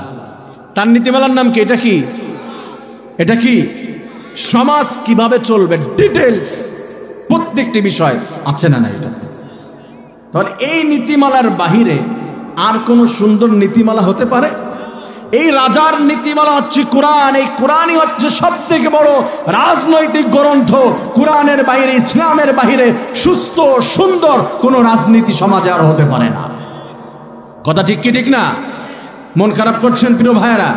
আমি বলতেছিলাম আপনাদেরকে যে নেতা সাহেবরা সেদিন আপনার ব্যাপারে কথা বলতে পারবে না। আপনি একটু ভাবেন তো ভাই, আপনি আমাকে মন খারাপ করলে গালি দিয়েন গোপনে, সমস্যা নাই, আপনার আমল আপনার কাছে। একটু ভাবেন তো, প্রত্যেকের নেতা আছে, আমারও নেতা আছে, আপনারও আছে, এখানে সবার কম বেশি নেতা আছে। আপনি কার পিছনে দৌড়াচ্ছেন? একজন নেতা তো আপনি মেনেছেন, সে কে, কোরআন জানে কিনা, একজন ইমাম নিয়োগ দেওয়ার জন্য ইমাম সাহেবের চুল বড় কিনা, কি পাঞ্জাবি পরে, ইমাম সাহেবের দাড়ি কতটুকু, ইমাম সাহেব গেঞ্জি কোনটা পরে পাঞ্জাবির নিচে, হাতের নখ বড় কিনা, এই ধরনের যাচাই বাছাই করেন। বিয়ে করলো কিনা, আসলে ওইটা বউ কিনা, এই ধরনের যাচাই বাছাই করে মাথা থেকে পা পর্যন্ত ছোট্ট একটা মসজিদে আপনি তাকে ইমাম নিয়োগ দিবেন, তার কোনো গ্যারান্টিও নাই কয়দিন থাকবে। আজকে ঝামেলা হয়েছে, এখন ঝামেলা হয়েছে ফজরের নামাজ ইমাম সাহেব পড়াতে পারবে না। ক্ষমতা আপনাদের হাতের ভিতরে, কমিটির হাতে। তাই যদি এত যাচাই বাছাই করতে হয়, আর একজন নেতা যিনি আপনাকে জান্নাত পর্যন্ত নিয়ে যাবে, না হয় জাহান্নাম পর্যন্ত নিয়ে যাবে, সেই নেতা বানানোর আগে সেই নেতাকে যাচাই বাছাইয়ের দরকার আছে না নাই? একটু ভাববেন আপনি। মন খারাপ করেন না ভাই, আমি তো একবারে পড়াশোনা জানি না, তাও না, গবেষণা থেকে আপনাকে বলছি, যাচাই বাছাই করে তার পিছনে দৌড়াবেন। কারণ হলো হাসরের ময়দানে আল্লাহ তাআলার কাছে বলবে, আল্লাহ আজ আমি জাহান্নামে যাওয়ার পিছনে আমার নেতা। আপনি এখন বলছেন না, কিন্তু এক সময় বলবেন, নেতার কারণে যদি জাহান্নামে চলে যান, রব্বানা আতিহিম দি'ফাইনি মিনাল আযাবি ওয়াল আনহুম লা'নান কাবীরা। আল্লাহ, আমি আমার নেতার বিরুদ্ধে তোমার কাছে মামলা দায়ের করলাম, সেই মামলা হলো আমার নেতাকে তুমি জাহান্নামের আযাবকে ডাবল করে দাও, নাউযুবিল্লাহ। কারণ সেই নেতার কারণে আমি জাহান্নামে হয়ে গিয়েছি। পিছনের কয়েকটি আয়াতে আল্লাহ ডিটেলস বলে দিয়েছে আমার প্রিয় ভাইয়েরা। তাই তো বলছি, হাসরের ময়দানে আপনাকে কেউ কোনো কাজে আসবে না। ওই বলতেছিলাম, যেই ব্যক্তি আমল দিয়ে জান্নাতে যেতে চায়, মনে আছে আপনাদের? আমল দিয়ে জান্নাতে যাবে, আল্লাহ রাব্বুল আলামিন বলবে, আচ্ছা ঠিক আছে।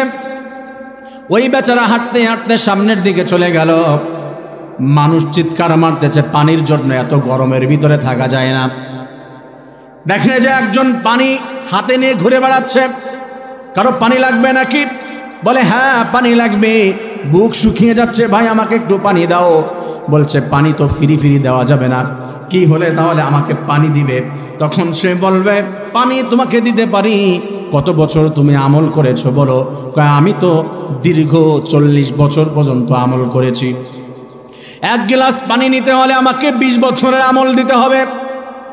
বেচারা দেখে জীবন যায় যায়, নাও 20 বছরের আমল তোমাকে দিয়ে দিলাম, এক গ্লাস পানি দাও।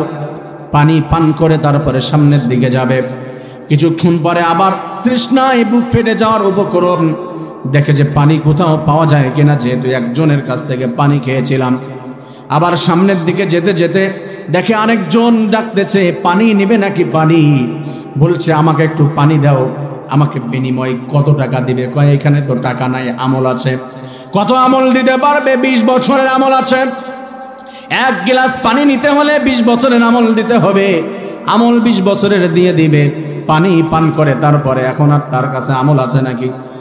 একবারে শূন্য আল্লাহ তাআলার সামনে দাঁড়িয়ে যাবে। আল্লাহ তাআলা বলবে, আমার বান্দা তুমি বলেছিলে দেখাও তোমার আমলগুলো দেখাও, যেটা দিয়ে তুমি জান্নাতে যেতে চাও।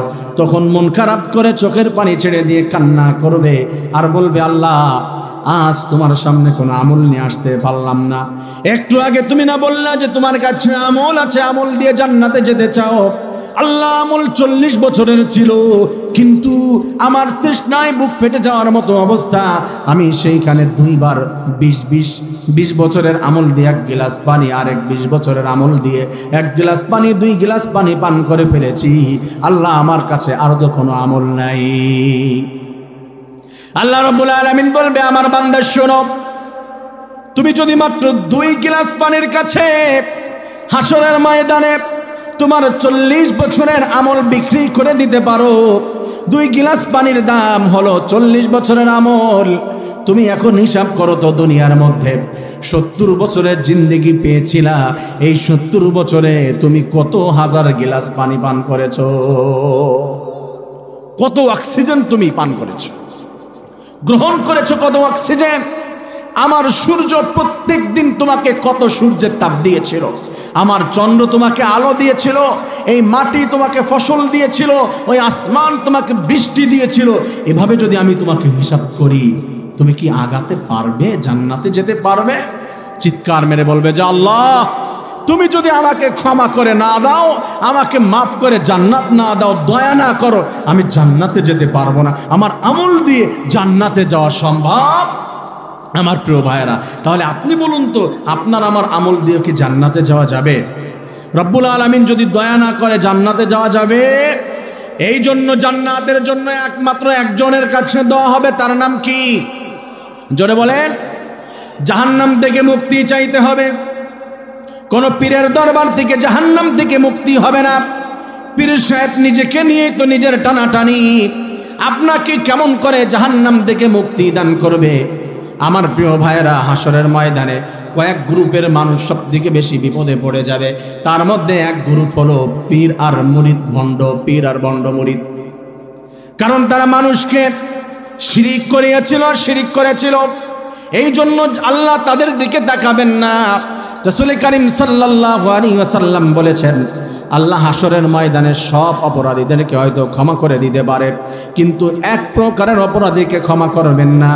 তারা হলো যারা আল্লাহর সাথে শিরিক করে, এদেরকে কখনো ক্ষমা হবে না। শিরিক করলে এই শিরিকের ক্ষমা হয়? আমাদের মা বোনরা দেখছে, তারাও আজ পীরের দরবারে যায় কি যায় না? জোরে বলেন। ফিরে আসতে হবে। মা বোন, আপনাকে বুঝিয়ে বলি, পীর আপনাকে কিছু দিতে পারবে না। পীরকেও যা কিছু দেওয়া হয়েছিল দিয়েছিল কে? আল্লাহ। মাথায় রেখে সামনে আগাতে হবে। আমার প্রিয় ভাইয়েরা, আল্লাহ তাআলা বলছেন, ইন্নাহা সাআত মুস্তাকাররাও ওয়া মুকামা। কারণ হলো জাহান্নাম একটি নিকৃষ্ট জায়গা। ওই জায়গায় বসবাস করা কোনোভাবে সম্ভব না। জাহান্নামে বসবাস করা যাবে নাকি? হয়তো কয়েক বছর কষ্ট করে থেকে অনেকের টেন্ডেন্সি এমন রয়েছে, সমাজের ভিতরে অনেকেই বলে যে হুজুর, কালিমা যেহেতু পড়েছি, একবার না একবার জান্নাতে আমরা যাব, মাত্র কয়েক বছর থাকবো, তা তো শেষ হয়ে যাবে। আমার প্রিয় ভাইয়েরা, জাহান্নাম এমন ভয়ঙ্কর একটা জায়গা, এমন নিকৃষ্ট জায়গা, যেইখানে মানুষ বাঁচবেও না, মরবেও না। লা ইয়ামুতু ফিহা ওয়ালা ইয়াহইয়া, বাঁচতেও পারবে না, মরতেও পারবে না। কারণ হলো আল্লাহ তাআলাকে বলবে যে আল্লাহ, আযাবটা একটু কমিয়ে দিতে পারেন না? জীবন তো শেষ হয়ে গেল, আল্লাহ একটু বাঁচিয়ে দিন। আল্লাহ বলবে যে এটা তোমার লেখা ছিল, তাই তুমি পাচ্ছ যে আযাব। আল্লাহ, তাহলে আমি মরে যেতে চাই, বাঁচতে চাই না। আমি নিজে বারবার শুধু সুইসাইড করার চেষ্টা করবে, আত্মহত্যা করার চেষ্টা করবে, কিন্তু সেইখানে মৃত্যু নাই। একবারই মৃত্যু, একবারই ইন্তেকাল করবেন পৃথিবী থেকে, আর মরবেন না কোনোদিন। আর আপনার মৃত্যু কোনোভাবে সম্ভব হবে না।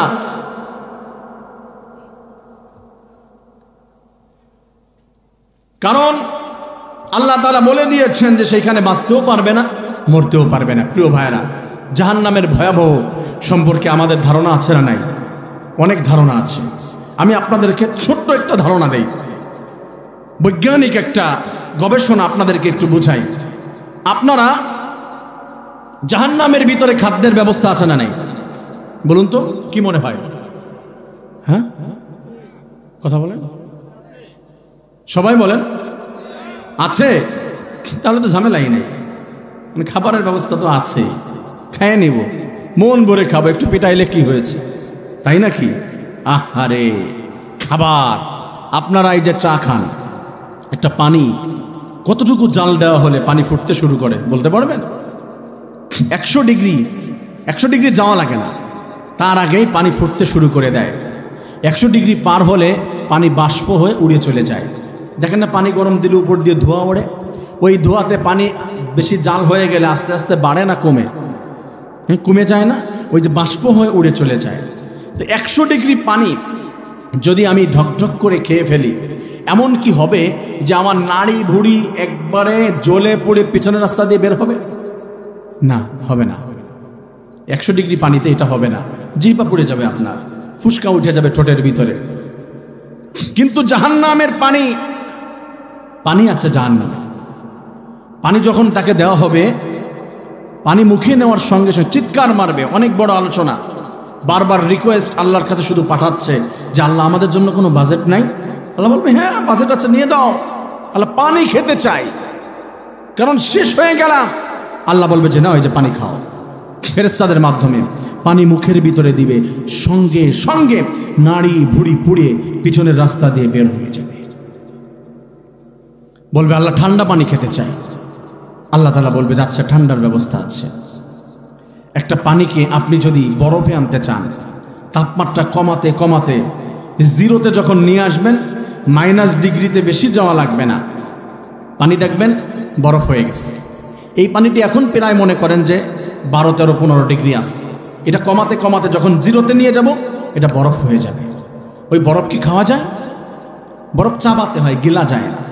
জাহান্নামের ঠান্ডা পানি এমন ঠান্ডা, আর ওই বরফকে আপনি মুখের ভিতরে নিলে এমন অবস্থা হয় যে সারা শরীর বরফ হয়ে যায়। হয়তো মুখ এমন একটা অবস্থা হবে, জিহ্বা, আপনি জিহ্বাটা আপনার অবশ হয়ে যাবে, জিহ্বা দিয়ে কাজ করতে পারবেন না, হ্যাঁ আপনি স্বাদ নিতে পারবেন না। জাহান্নামের পানি মুখে দেওয়ার সঙ্গে সঙ্গে সারা শরীর নাড়ি ভুড়ি সব জমাট বেঁধে যাবে, বরফ হয়ে যাবে, মুখ খুলতেও পারবে না, নাড়াতেও পারবে না, চিৎকার মেরে বলবে যে আল্লাহ পানি খেতে চাই না, অন্য কোনো খাবার আছে নাকি? সেই খাবার দাও। জাকুম দেওয়া হবে খাবার, তো ফল মুখের ভিতরে নেওয়ার পরে গিলতেও পারবে না, ফেলতেও পারবে না। এত দুর্গন্ধজনিত, এত নিকৃষ্ট, এই পৃথিবীতে যদি তার 1% পাঠানো হতো, ফেলে দেওয়া হতো, পৃথিবীর সমস্ত খাবার জ্বলে পড়ে শেষ হয়ে যেত। কোনো খাবারের জীবনে কোনোদিন মানুষ স্বাদ পেত না, গ্রাম পেত না। ওই খাবার মুখের ভিতরে নিবে, কাঁটাযুক্ত খাবার, গিলতেও পারবে না, ফেলতেও পারবে না। এই অবস্থায় থাকবে, চিৎকার মারতে থাকবে। এরিয়াটা কেমন আপনারা জানেন? সূর্যের কেন্দ্রে কত ডিগ্রি তাপমাত্রা থাকে? সূর্যের কেন্দ্রে 15 মিলিয়ন। কত মিলিয়ন? 15 মিলিয়ন। এই যুবক ভাইয়েরা সায়েন্স নিয়ে পড়াশোনা করেছ, 15 মিলিয়ন যদি কোটিতে দেওয়া হয় কত হয়? 150 কোটি ডিগ্রি তাপমাত্রা। 100 ডিগ্রি তাপমাত্রা আপনি হাত দিলে সাথে সাথে পুড়ে যাবে। ইটের ভাটার আগুনের তাপমাত্রা কত? ইটের ভাটা যদি এখান থেকে স্ট্যান্ডে জ্বালানো হয়, এখান থেকে তাপ বোঝা যায়, 1/2 কিলোমিটার দূর থেকে বোঝা যায়। এই ইটের ভাটার তাপমাত্রা কের কাছে তুচ্ছ। 1.5 কোটি ডিগ্রি তাপমাত্রা সূর্যের কেন্দ্রে। আমার প্রিয় ভাইয়েরা, এই সূর্যের আলোর যেই তাপ, যেই তীব্রতা, এটা জাহান্নামের ভিতরে যদি ফেলে দেওয়া হয়, সূর্যকে মুহূর্তের ভিতরে জ্বালিয়ে পুড়িয়ে শেষ করে ফেলবে। কত ডিগ্রি তাপমাত্রা! আল্লাহু আকবার, ভাবলে অবাক হয়ে যেতে হয়। সেই টোটাল এরিয়াটা হবে আগুনের। শুধু খাবারের কথা বললাম, এটা ওইটা দেওয়া হবে, ফেরেশতারা শুধু মারতে থাকবে। টোটাল এরিয়াটা হচ্ছে আগুনের। জাহান্নামের এমন এরিয়া নাই যেখানে ঠান্ডা, একবারে শীতল। প্রিয় ভাইয়েরা, সেই জাহান্নাম থেকে মুক্তি চাই কি চাই না? কার কাছে চাইতে হবে? আল্লাহ রাব্বুল আলামিন বলছেন, ইন্নাহা সাআত মুস্তাকাররান ওয়া মুকামা। এইখানে বসবাসযোগ্য জায়গা না, নিকৃষ্ট জায়গা। এই জায়গা থেকে আল্লাহ তাআলার কাছে তুমি ক্ষমা চাও, আল্লাহ তাআলার কাছে মাপ চাও। রহমানের বান্দা যদি হতে চাও, এখান থেকে মাপ চাও, আমাদেরকে মাফ করে জান্নাত দিয়ে দিবেন কে? আমার প্রিয় ভাইয়েরা, আমি যে আয়াতগুলি নিয়েছিলাম লাস্ট আয়াত আল্লাহ বলেছেন ওয়াল্লাযীনা ইযা আনফাকু লাম ইউসরিফু ওয়া লাম ইয়াকতুরু ওয়া কানা বাইনা যালিকা কাওয়ামা। আল্লাহু আকবার। আমার রহমানের বান্দাদের পরিচয় হলো সেই বান্দাগুলি কি করবে, ইযা আনফাকু লাম ইউসরিফু, ওই বান্দাগুলি যখন ব্যয় করবে, খরচ করবে, তখন অপচয় করবে না, আবার কিপটামিও করবে না, মধ্যম পন্থা অবলম্বন করবে। আমার প্রিয় ভাইয়েরা, আমাদের সমাজে এখন অপচয় কম না বেশি? অপচয় অনেক বেশি। আমি ব্যাখ্যা দিলে আপনাদেরকে হাজারো উদাহরণ দিতে পারবো। আজ ইয়াং জেনারেশন, আমাদের যুবক ভাই বোনেরা রেস্টুরেন্টে চলে যায়, খাবারের হোটেলে যায়, বিয়ে বাড়িতে বিভিন্ন প্রোগ্রামে খাবারে যাই, আমরা সবাই তো যাই কম বেশি, তাই না? বিয়েতে গিয়ে ভাই প্লেটটা পরিষ্কার করে খান না, খেয়ে পারছেন না? হ্যাঁ পেরেছি, কিন্তু খাবার শেষ করে দিয়েছি। তো এই যে 2 পিস মাংস রেখে দিয়েছেন বা কয়েক লুকমা ভাত মুখের ভিতরে দিলে তো হয়ে যায়। হুজুর আপনারা তো আনছো স্যার, কেন আনছো স্যার?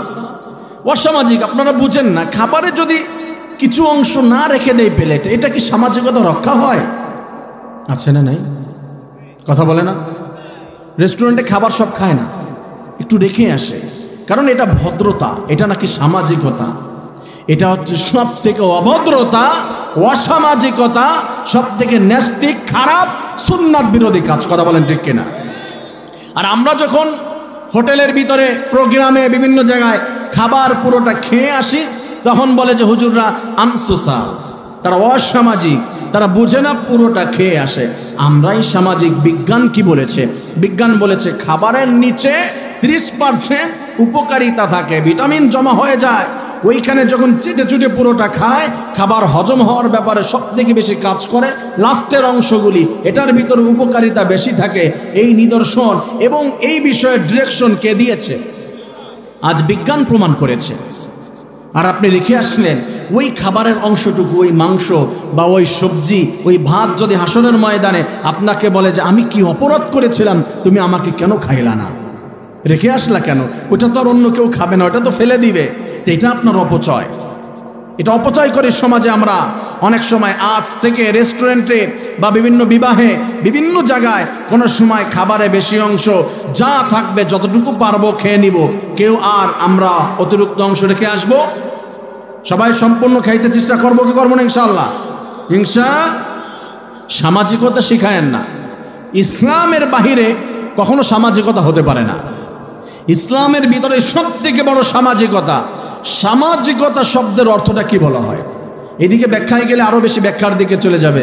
আজ ইসলামিক মাইন্ডেড যারা আছে, ইসলামিক ড্রেস আপে যারা থাকে, ইসলামিক কার্যক্রমের সাথে জড়িত, এদেরকে বলা হয় আনসোসাল। আরে হুজুররা যদি আনসোসাল হয়, ইসলামিক ড্রেস যারা পরে তারা যদি আনসোসাল হয়, তাহলে তো সমাজের ভিতরে সোশ্যাল, শিক্ষিত আর সামাজিক লোকই তো আমরা খুঁজে পাই না। সব থেকে বেশি স্মার্টনেস ইসলামিক ড্রেস আপের ভিতরে, কারণ অন্য অন্য ধর্মের যারা আছে আজ ইসলামিক ড্রেসটাকে তারা ফলো করে। কথা ঠিক কি ঠিক না? আমি শর্ট করে যদি কয়েকটি আপনাদেরকে বলি, এই পাঞ্জাবি কাদের ড্রেস? মুসলমানদের ড্রেস না? কথা বলে না। বিধর্মীরা পরে কি পরে না? হ্যাঁ, বড় বড় আপনি দেখেন না, নায়কদেরকে দেখেন, বড় বড় নেতাদেরকে দেখেন, পাঞ্জাবি না পরলে কেমন যেন তাদের ভাবই আসে না। কথা ঠিক না? এই ড্রেসটা আমাদের থেকে ধার করেছো তোমরা, আর আমাদের বলো আমরা আনসোসার। আজ টুপি মাথায় দিচ্ছে কলেজ ইউনিভার্সিটির ছেলেরা, তারা এমনিতেই টুপি মাথায় দিচ্ছে, কারণ এই টুপি মাথায় দেয় একটা স্টাইল। মুখের ভিতরে দাড়ি আজ কম না বেশি? হ্যাঁ, আরো দাড়ি উঠানোর জন্য বিভিন্ন ক্রিম মাখতেছে, সেভ করতেছে। দেখেন তাকিয়ে আমার যুবক যুবতী ভাই বোনেরা যারা ফলো করে বিভিন্ন নায়ক নায়িকা, গায়ক গায়িকা, বিভিন্ন সুপারস্টার যাদেরকে মনে করে, আজ বলুন তো বিভিন্ন গানের শিল্পী, নায়ক গায়ক, এদের মুখের ভিতরে দাড়ি কম না বেশি? হ্যাঁ, আবার বলবে যে হুজুর আপনি বুঝলেন কিভাবে? আমরা তো দেখি ভাই, একবারে তো চোখ অন্ধ না। এরা এখন দাড়ি রাখা শুরু করে দিয়েছে, কারণ দাড়ি না রাখলে একটা পুরুষকে পরিপূর্ণ পুরুষ মনে হয় না। মন খারাপ করছে না? কথা ঠিক আছে? স্টাইল মনে করে তারা রাখছে। আমার প্রিয় ভাইয়েরা, তাই আমি বলছিলাম যে ইসলামিক কালচার কখনোই আনসোসাল হতে পারে না। উত্তম সোশ্যাল সামাজিকতা ইসলামের মধ্যেই নিহিত। তাই আমি বলছিলাম যে অপচয় করা যাবে। প্রিয় ভাইয়েরা, আমাদের ভিতরে যদি উদাহরণ দেয় অনেক দেওয়া যায়। মোবাইল একটা হলে হয়ে যায়, তিনটা হাতে না থাকলে ভাব আসে না। বাড়ির ভিতরে রুম 3-4টা পড়ে আছে, অথচ ভাড়াও দেয় না, এমনিতে রেখে দিয়েছে। বিভিন্ন প্রকারের ড্রেস আপ থেকে নিয়ে শুরু করে আমাদের মা বোনদের এমন এমন আছে যে এমন শাড়ি আছে 10 বছর আগে কিনে রেখে দিয়েছে আলমারিতে, জীবনে ভাঁজও খোলে নাই। তারপরে নতুন বছর বছর ড্রেস নেয়, পরেও না, ওইভাবে রেখেই দেয়। ওটা নাকি স্মৃতি। এই অপচয় করা যাবে না। বিভিন্ন দিক দিয়ে যুবক ভাইদেরকেও বললে অনেক কিছু বলা যায়। বলতে চাচ্ছিলাম, এটা কমও করবে না, বেশিও করবে না, কিপটামিও করবে না। কারণ দুনিয়ার থেকে কিছু নিয়ে যাওয়া যাবে না, যেটা খেয়ে পরে যাওয়া যায় আর যেটা আমল করে যাওয়া যায়। এটাই হচ্ছে আমার অর্জন। এই ছাড়া আর বাইরে অর্জন হতে পারে? রেখে যাবেন কার জন্য? কিপটামি করে মসজিদ মাদ্রাসায় দিয়ে যান। কারণ আমরা হাজার হাজার দেখেছি, বামে ছেলেতেই ফতোয়া দেয় যে হুজুর তাড়াতাড়ি জানাজার নামাজে দাঁড়িয়ে যান, তাড়াতাড়ি দাফন করেন, লাশ বেশিক্ষণ রেখে দিতে হয় না। কথা ঠিক কি ঠিক না? আপনি কার জন্য রেখে যাচ্ছেন? সন্তান সম্পদ ভাগ করে দিয়ে যাননি, তার জন্য নিজেরা মারামারি করে, বাবাকে দাদাকে গালি দেয়। এমন আছে না নাই? প্রিয় ভাইয়েরা, এই জন্য আল্লাহ তাআলা বলছেন যে কমও করবে না, বেশিও করবে না। রহমানের বান্দাদের পরিচয় হলো ওয়া কানা বাইনা যালিকা কাওয়ামা। আমার বান্দাগুলি কমও করবে না, বেশিও করবে না, অপচয় করবে না, কিপটামি করবে না। আমি রব্বুল আলামিন আমার যেই বান্দাগুলি এই পন্থায় চলতে পারবে তাদেরকে আমি ঘোষণা দিয়ে দিলাম, তারা রহমানের বান্দা। আমি আমার বান্দাগুলিকে আমার আসল বান্দাদের লিস্টের মধ্যে এই গুণগুলা যারা অর্জন করতে পারবে তাদের নাম লিখে জান্নাতি বানিয়ে দেব। সুবহানাল্লাহ। আরো জোরে পড়েন না সুবহানাল্লাহ। মন খারাপ হয়েছে আপনাদের? আলোচনা শেষ করে দিব ইনশাআল্লাহ। এখন যদি না চান তাহলে হবে না, কারণ আলোচনা অনেক টাইম হয়ে গিয়েছে। কত বাজে? 12:30 প্লাস। ছেড়ে দিতে হবে, যেতে হবে অনেক দূরে। আমরা আজকের আলোচনা থেকে কিছু শিখতে পেরেছেন আপনারা? হ্যাঁ, নাকি কি শুনেছেন বুঝলেনই না? কি বললাম বুঝছেন? কিছু বুঝেছেন? মা বোনেরা বুঝেছেন? আপনাদের আওয়াজ শোনা লাগবে না, সাই দিলেই হচ্ছে। আমি এটাই চাই যে সফলতা এটা যদি মানুষ, একজন মানুষও বুঝতে পারে আর সেটাতে আমল করার চেষ্টা করে। আমল আগে না, আগে হচ্ছে শিক্ষা, আগে এলেম, তারপরে আমল। কারণ আমি যদি এলেমই না থাকে কি আমল করব? আগে আমল শুরু, আগে জানতে হবে, বুঝতে হবে, তারপরে আমল করতে হবে। যে আপনারা শিখেছেন এটাই আমি সফল, এবং আমল করতে পারলে আজকের মাহফিল সার্থক, আমরা সবাই সার্থক। আল্লাহ তাআলা আমল করার তৌফিক দান করুন, আমিন। কষ্ট পেয়েছেন কেউ? কষ্ট যদি পেয়ে থাকেন ক্ষমা সুন্দর দৃষ্টিতে দেখবেন। আমার যদি কোনো ভুল হয়ে থাকে তাহলে আমি আল্লাহ তাআলার কাছে ক্ষমা চাচ্ছি, আপনাদের কাছে ক্ষমা প্রার্থী। কারণ আমি চেয়েছি আপনাদেরকে বোঝানোর জন্য কোরআন হাদিস থেকে। তারপরে স্লিপ অফ টাং, আমার জিহ্বা স্লিপ করে যদি কোনো ভুল তথ্য, ভুল ইনফরমেশন গিয়ে থাকে, তাহলে আল্লাহ তাআলা যেন আমাদের স্মৃতিপট থেকে সেই ভুল তথ্যটি দূর করে দেয়। সবাই বলেন না আমিন। প্রিয় ভাইয়েরা, আজকে আমরা আলোচনা করেছিলাম সূরা আল ফুরকানের 63 নম্বর আয়াত থেকে নিয়ে শুরু করে 67 নম্বর আয়াত পর্যন্ত। আমরা এই আলোচনা থেকে যা কিছু শুনলাম, আমাকে এবং আমাদের সবাইকে আল্লাহ তাআলা আমল করার তৌফিক দান করুন। আরও জোরে পড়ে আমিন। প্রিয় ভাইয়েরা, আমাদের আলোচনা এখানে ইতি টানতে চাচ্ছি। এখন আমাদের কোনো একজন মুরব্বীর মাধ্যমে দোয়া করিয়ে দিই। আসিফ ভাই, কোনো একজন মুরব্বীকে দেন, দোয়া করে দিই ইনশাআল্লাহ। আমরা দোয়ার মাধ্যমে বিদায় নিব। সবাই দুরূদ শরীফ পড়ে আল্লাহুম্মা সাল্লি আলা মুহাম্মাদ ওয়া আলা আলিহি।